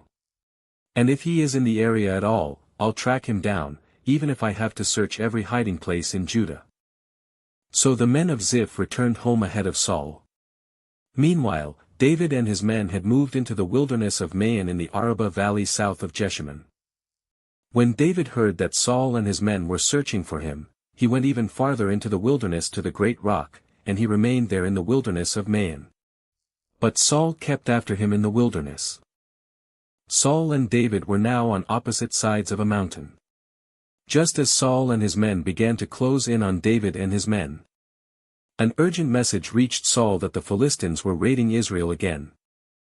So Saul quit chasing David and returned to fight the Philistines. Ever since that time, the place where David was camped has been called the Rock of Escape. David then went to live in the strongholds of En-Gedi. After Saul returned from fighting the Philistines, he was told that David had gone into the wilderness of En-Gedi. So Saul chose 3,000 elite troops from all Israel and went to search for David and his men near the rocks of the wild goats. At the place where the road passes some sheepfolds, Saul went into a cave to relieve himself. But as it happened, David and his men were hiding farther back in that very cave. Now's your opportunity. David's men whispered to him. Today the Lord is telling you, I will certainly put your enemy into your power, to do with as you wish. So David crept forward and cut off a piece of the hem of Saul's robe. But then David's conscience began bothering him because he had cut Saul's robe. He said to his men, The Lord forbid that I should do this to my lord the king. I shouldn't attack the Lord's anointed one, for the Lord himself has chosen him. So David restrained his men and did not let them kill Saul. After Saul had left the cave and gone on his way, David came out and shouted after him, My lord the king. And when Saul looked around, David bowed low before him. Then he shouted to Saul, Why do you listen to the people who say I am trying to harm you? This very day you can see with your own eyes it isn't true. For the Lord placed you at my mercy back there in the cave. Some of my men told me to kill you, but I spared you. For I said, I will never harm the king, he is the Lord's anointed one. Look, my father, at what I have in my hand. It is a piece of the hem of your robe. I cut it off, but I didn't kill you. This proves that I am not trying to harm you and that I have not sinned against you, even though you have been hunting for me to kill me. May the Lord judge between us. Perhaps the Lord will punish you for what you are trying to do to me, but I will never harm you. As that old proverb says, from evil people come evil deeds. So you can be sure I will never harm you. Who is the king of Israel trying to catch anyway? Should he spend his time chasing one who is as worthless as a dead dog or a single flea? May the Lord therefore judge which of us is right and punish the guilty one. He is my advocate, and he will rescue me from your power. When David had finished speaking, Saul called back, "Is that really you, my son David?" Then he began to cry. And he said to David, "You are a better man than I am, for you have repaid me good for evil. Yes, you have been amazingly kind to me today, for when the Lord put me in a place where you could have killed me, you didn't do it. Who else would let his enemy get away when he had him in his power? May the Lord reward you well for the kindness you have shown me today. And now I realize that you are surely going to be king, and that the kingdom of Israel will flourish under your rule. Now swear to me by the Lord that when that happens you will not kill my family and destroy my line of descendants." So David promised this to Saul with an oath. Then Saul went home, but David and his men went back to their stronghold. Now Samuel died, and all Israel gathered for his funeral. They buried him at his house in Ramah. Then David moved down to the wilderness of Maon. There was a wealthy man from Maon who owned property near the town of Carmel. He had 3,000 sheep and 1,000 goats, and it was sheep-shearing time. This man's name was Nabal, and his wife, Abigail, was a sensible and beautiful woman. But Nabal, a descendant of Caleb, was crude and mean in all his dealings. When David heard that Nabal was shearing his sheep, he sent 10 of his young men to Carmel with this message for Nabal. "Peace and prosperity to you, your family, and everything you own. I am told that it is sheep-shearing time. While your shepherds stayed among us near Carmel, we never harmed them, and nothing was ever stolen from them. Ask your own men, and they will tell you this is true. So would you be kind to us, since we have come at a time of celebration? Please share any provisions you might have on hand with us and with your friend David." David's young men gave this message to Nabal in David's name, and they waited for a reply. "Who is this fellow David?" Nabal sneered to the young men. "Who does this son of Jesse think he is? There are lots of servants these days who run away from their masters. Should I take my bread and my water and my meat that I've slaughtered for my shearers and give it to a band of outlaws who come from who knows where?" So David's young men returned and told him what Nabal had said. "Get your swords," was David's reply as he strapped on his own. Then 400 men started off with David, and 200 remained behind to guard their equipment.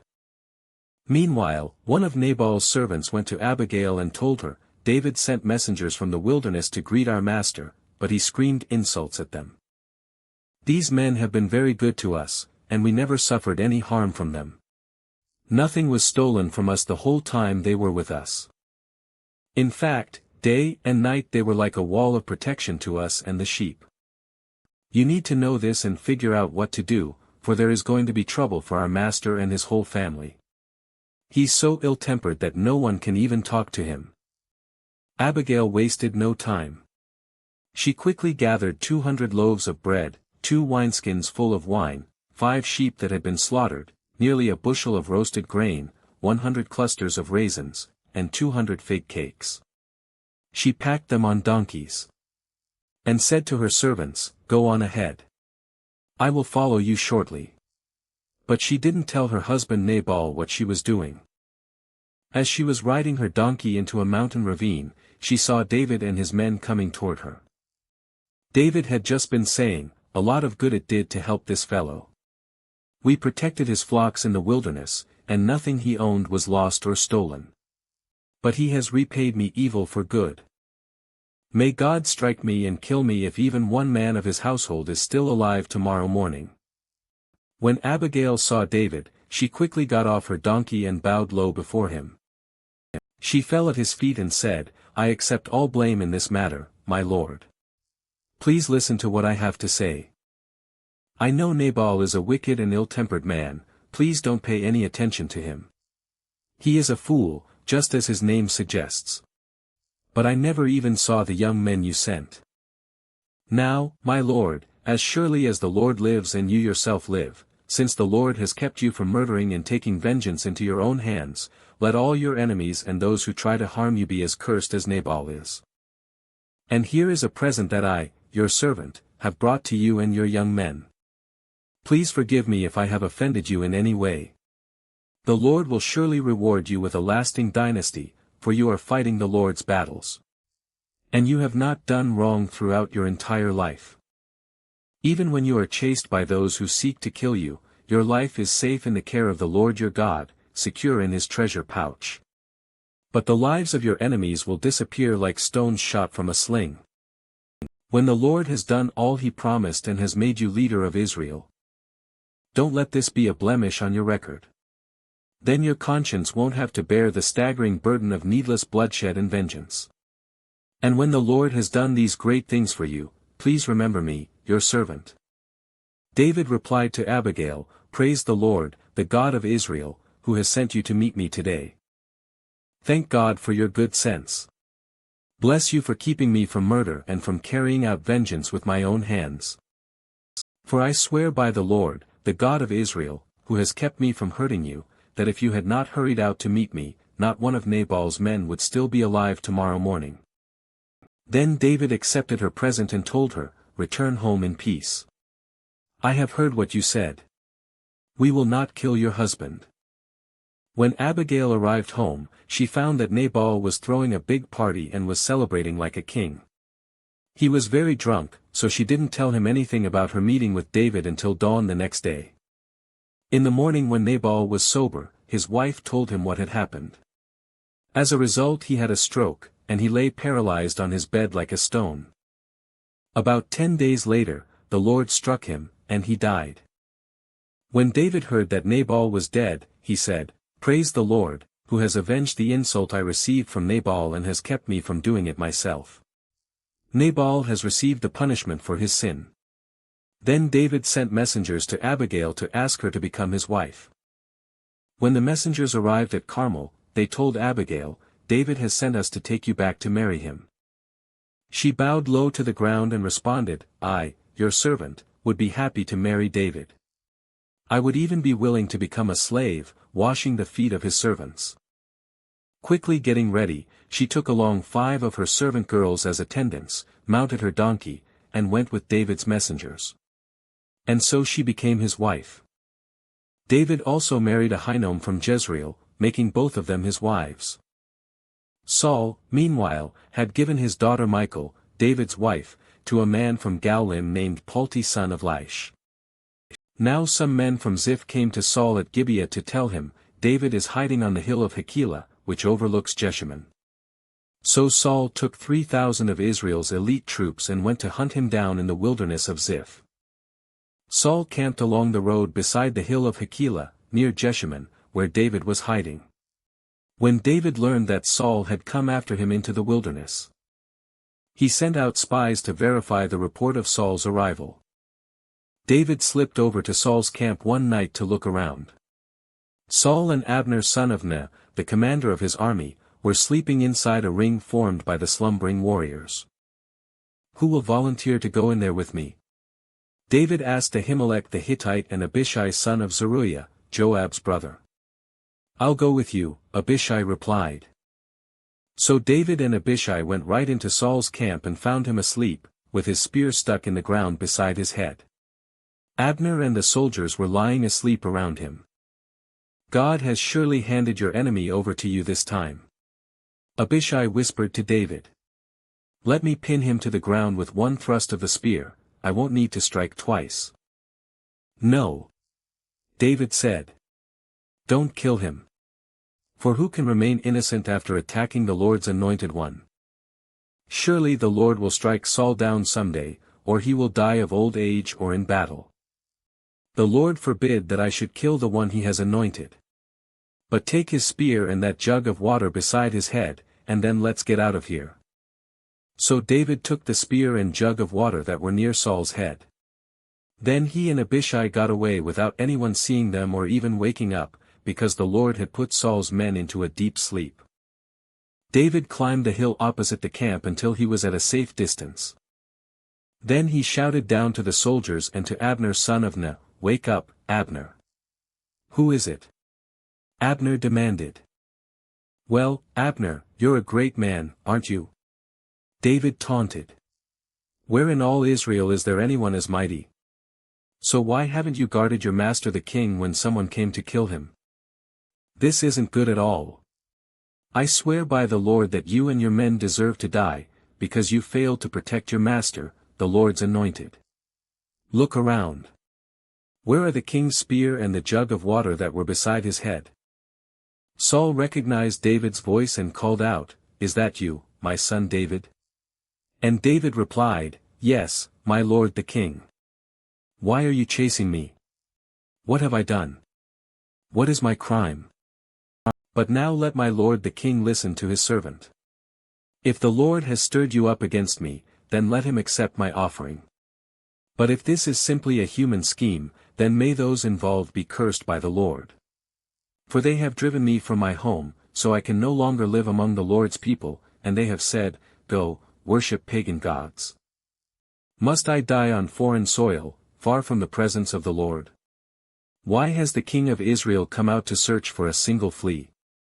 Why does he hunt me down like a partridge on the mountains?" Then Saul confessed, "I have sinned. Come back home, my son, and I will no longer try to harm you, for you valued my life today. I have been a fool and very, very wrong." "Here is your spear, O king," David replied. "Let one of your young men come over and get it. The Lord gives his own reward for doing good and for being loyal, and I refuse to kill you even when the Lord placed you in my power, for you are the Lord's anointed one.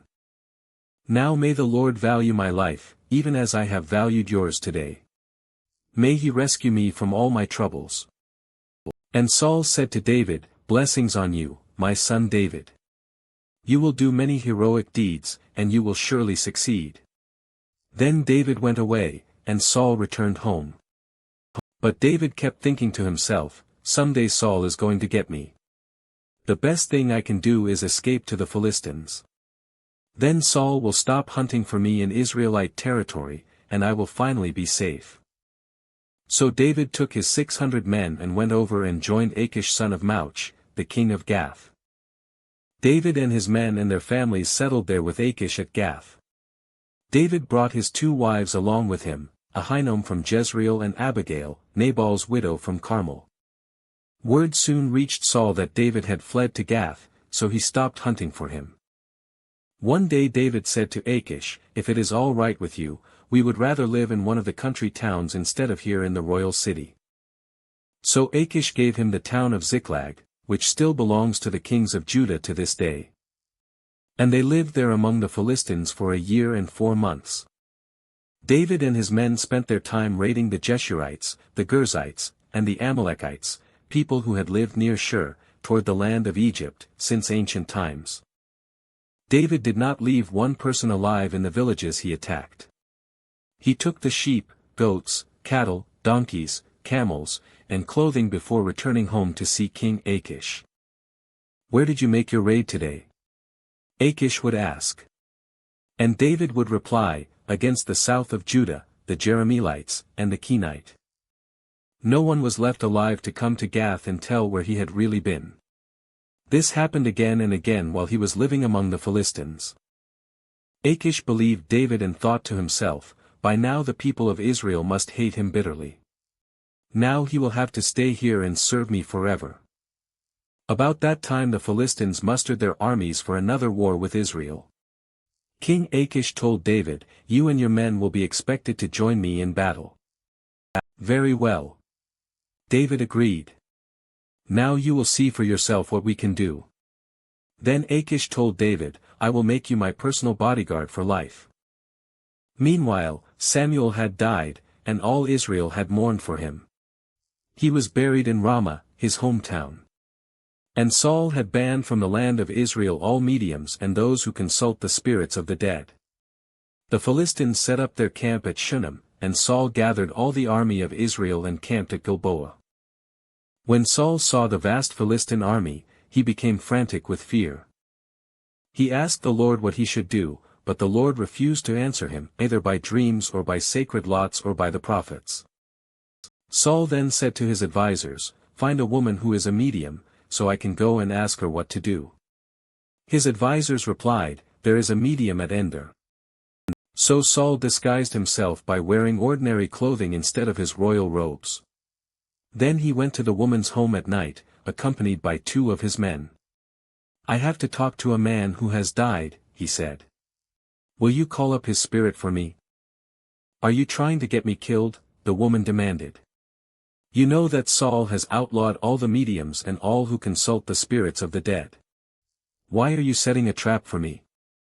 But Saul took an oath in the name of the Lord and promised, "As surely as the Lord lives, nothing bad will happen to you for doing this." Finally, the woman said, "Well, whose spirit do you want me to call up?" "Call up Samuel," Saul replied. When the woman saw Samuel, she screamed, "You've deceived me. You are Saul." "Don't be afraid," the king told her. "What do you see?" "I see a God coming up out of the earth," she said. "What does he look like?" Saul asked. "He is an old man wrapped in a robe," she replied. Saul realized it was Samuel, and he fell to the ground before him. "Why have you disturbed me by calling me back?" Samuel asked Saul. "Because I am in deep trouble," Saul replied.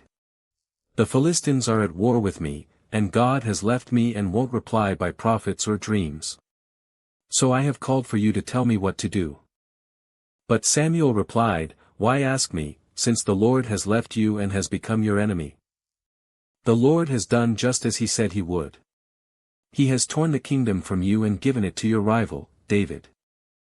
The Lord has done this to you today because you refused to carry out his fierce anger against the Amalekites. What's more, the Lord will hand you and the army of Israel over to the Philistines tomorrow, and you and your sons will be here with me. The Lord will bring down the entire army of Israel in defeat." Saul fell full length on the ground, paralyzed with fright because of Samuel's words. He was also faint with hunger, for he had eaten nothing all day and all night. When the woman saw how distraught he was, she said, "Sir, I obeyed your command at the risk of my life. Now do what I say, and let me give you a little something to eat so you can regain your strength for the trip back." But Saul refused to eat anything. Then his advisers joined the woman in urging him to eat, so he finally yielded and got up from the ground and sat on the couch. The woman had been fattening a calf, so she hurried out and killed it. She took some flour, kneaded it into dough and baked unleavened bread. She brought the meal to Saul and his advisers, and they ate it. Then they went out into the night. The entire Philistine army now mobilized at Aphek, and the Israelites camped at the spring in Jezreel. As the Philistine rulers were leading out their troops in groups of hundreds and thousands, David and his men marched at the rear with King Achish. But the Philistine commanders demanded, "What are these Hebrews doing here?" And Achish told them, "This is David, the servant of King Saul of Israel. He's been with me for years, and I've never found a single fault in him from the day he arrived until today." But the Philistine commanders were angry. "Send him back to the town you've given him," they demanded. "He can't go into the battle with us. What if he turns against us in battle and becomes our adversary? Is there any better way for him to reconcile himself with his master than by handing our heads over to him? Isn't this the same David about whom the women of Israel sing in their dances, 'Saul has killed his thousands, and David his 10,000s'? So Achish finally summoned David and said to him, "I swear by the Lord that you have been a trustworthy ally. I think you should go with me into battle, for I've never found a single flaw in you from the day you arrived until today. But the other Philistine rulers won't hear of it. Please don't upset them, but go back quietly. What have I done to deserve this treatment?" David demanded. "What have you ever found in your servant, that I can't go and fight the enemies of my lord the king?" But Achish insisted, "As far as I'm concerned, you're as perfect as an angel of God. But the Philistine commanders are afraid to have you with them in the battle. Now get up early in the morning, and leave with your men as soon as it gets light." So David and his men headed back into the land of the Philistines, while the Philistine army went on to Jezreel. 3 days later, when David and his men arrived home at their town of Ziklag, they found that the Amalekites had made a raid into the Negev and Ziklag. They had crushed Ziklag and burned it to the ground. They had carried off the women and children and everyone else but without killing anyone. When David and his men saw the ruins and realized what had happened to their families, they wept until they could weep no more. David's 2 wives, Ahinoam from Jezreel and Abigail, the widow of Nabal from Carmel, were among those captured. David was now in great danger because all his men were very bitter about losing their sons and daughters, and they began to talk of stoning him. But David found strength in the Lord his God. Then he said to Abiathar the priest, "Bring me the ephod." So Abiathar brought it. Then David asked the Lord, "Should I chase after this band of raiders? Will I catch them?" And the Lord told him, "Yes, go after them. You will surely recover everything that was taken from you." So David and his 600 men set out, and they came to the brook Besor. But 200 of the men were too exhausted to cross the brook, so David continued the pursuit with 400 men. Along the way they found an Egyptian man in a field and brought him to David. They gave him some bread to eat and water to drink. They also gave him part of a fig cake and 2 clusters of raisins, for he hadn't had anything to eat or drink for 3 days and nights. Before long his strength returned. "To whom do you belong, and where do you come from?" David asked him. "I am an Egyptian, the slave of an Amalekite," he replied. "My master abandoned me 3 days ago because I was sick. We were on our way back from raiding the Kerethites in the Negev, the territory of Judah, and the land of Caleb, and we had just burned Ziklag. Will you lead me to this band of raiders?" David asked. The young man replied, "If you take an oath in God's name that you will not kill me or give me back to my master, then I will guide you to them." So he led David to them, and they found the Amalekites spread out across the fields, eating and drinking and dancing with joy because of the vast amount of plunder they had taken from the Philistines and the land of Judah. David and his men rushed in among them and slaughtered them throughout that night and the entire next day until evening. None of the Amalekites escaped except 400 young men who fled on camels. David got back everything the Amalekites had taken, and he rescued his 2 wives. Nothing was missing, small or great, son or daughter, nor anything else that had been taken. David brought everything back. He also recovered all the flocks and herds, and his men drove them ahead of the other livestock. "This plunder belongs to David," they said. Then David returned to the brook Besor and met up with the 200 men who had been left behind because they were too exhausted to go with him. They went out to meet David and his men, and David greeted them joyfully. But some evil troublemakers among David's men said, "They didn't go with us, so they can't have any of the plunder we recovered. Give them their wives and children, and tell them to be gone." But David said, "No, my brothers. Don't be selfish with what the Lord has given us. He has kept us safe and helped us defeat the band of raiders that attacked us. Who will listen when you talk like this? We share and share alike, those who go to battle and those who guard the equipment." From then on David made this a decree and regulation for Israel, and it is still followed today. When he arrived at Ziklag, David sent part of the plunder to the elders of Judah, who were his friends.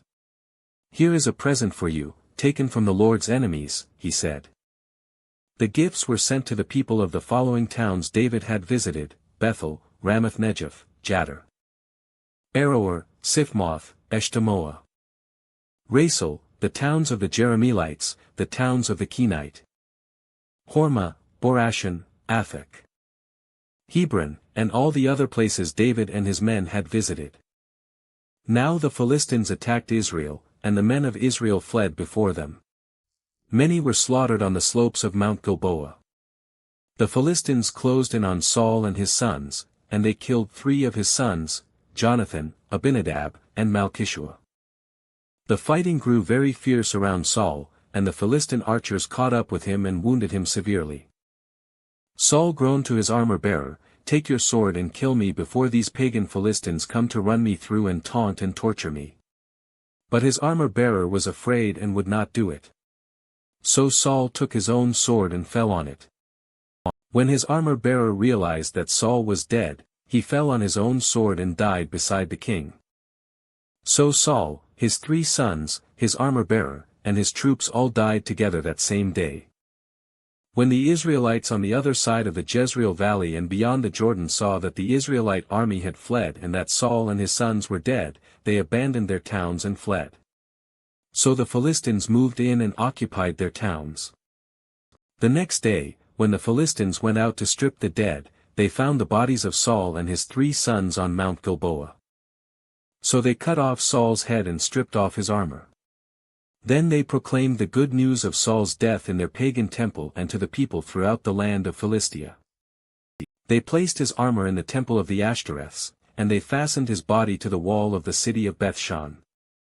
But when the people of Jabesh-Gilead heard what the Philistines had done to Saul, all their mighty warriors traveled through the night to Bethshan and took the bodies of Saul and his sons down from the wall. They brought them to Jabesh, where they burned the bodies. Then they took their bones and buried them beneath the tamarisk tree at Jabesh, and they fasted for 7 days.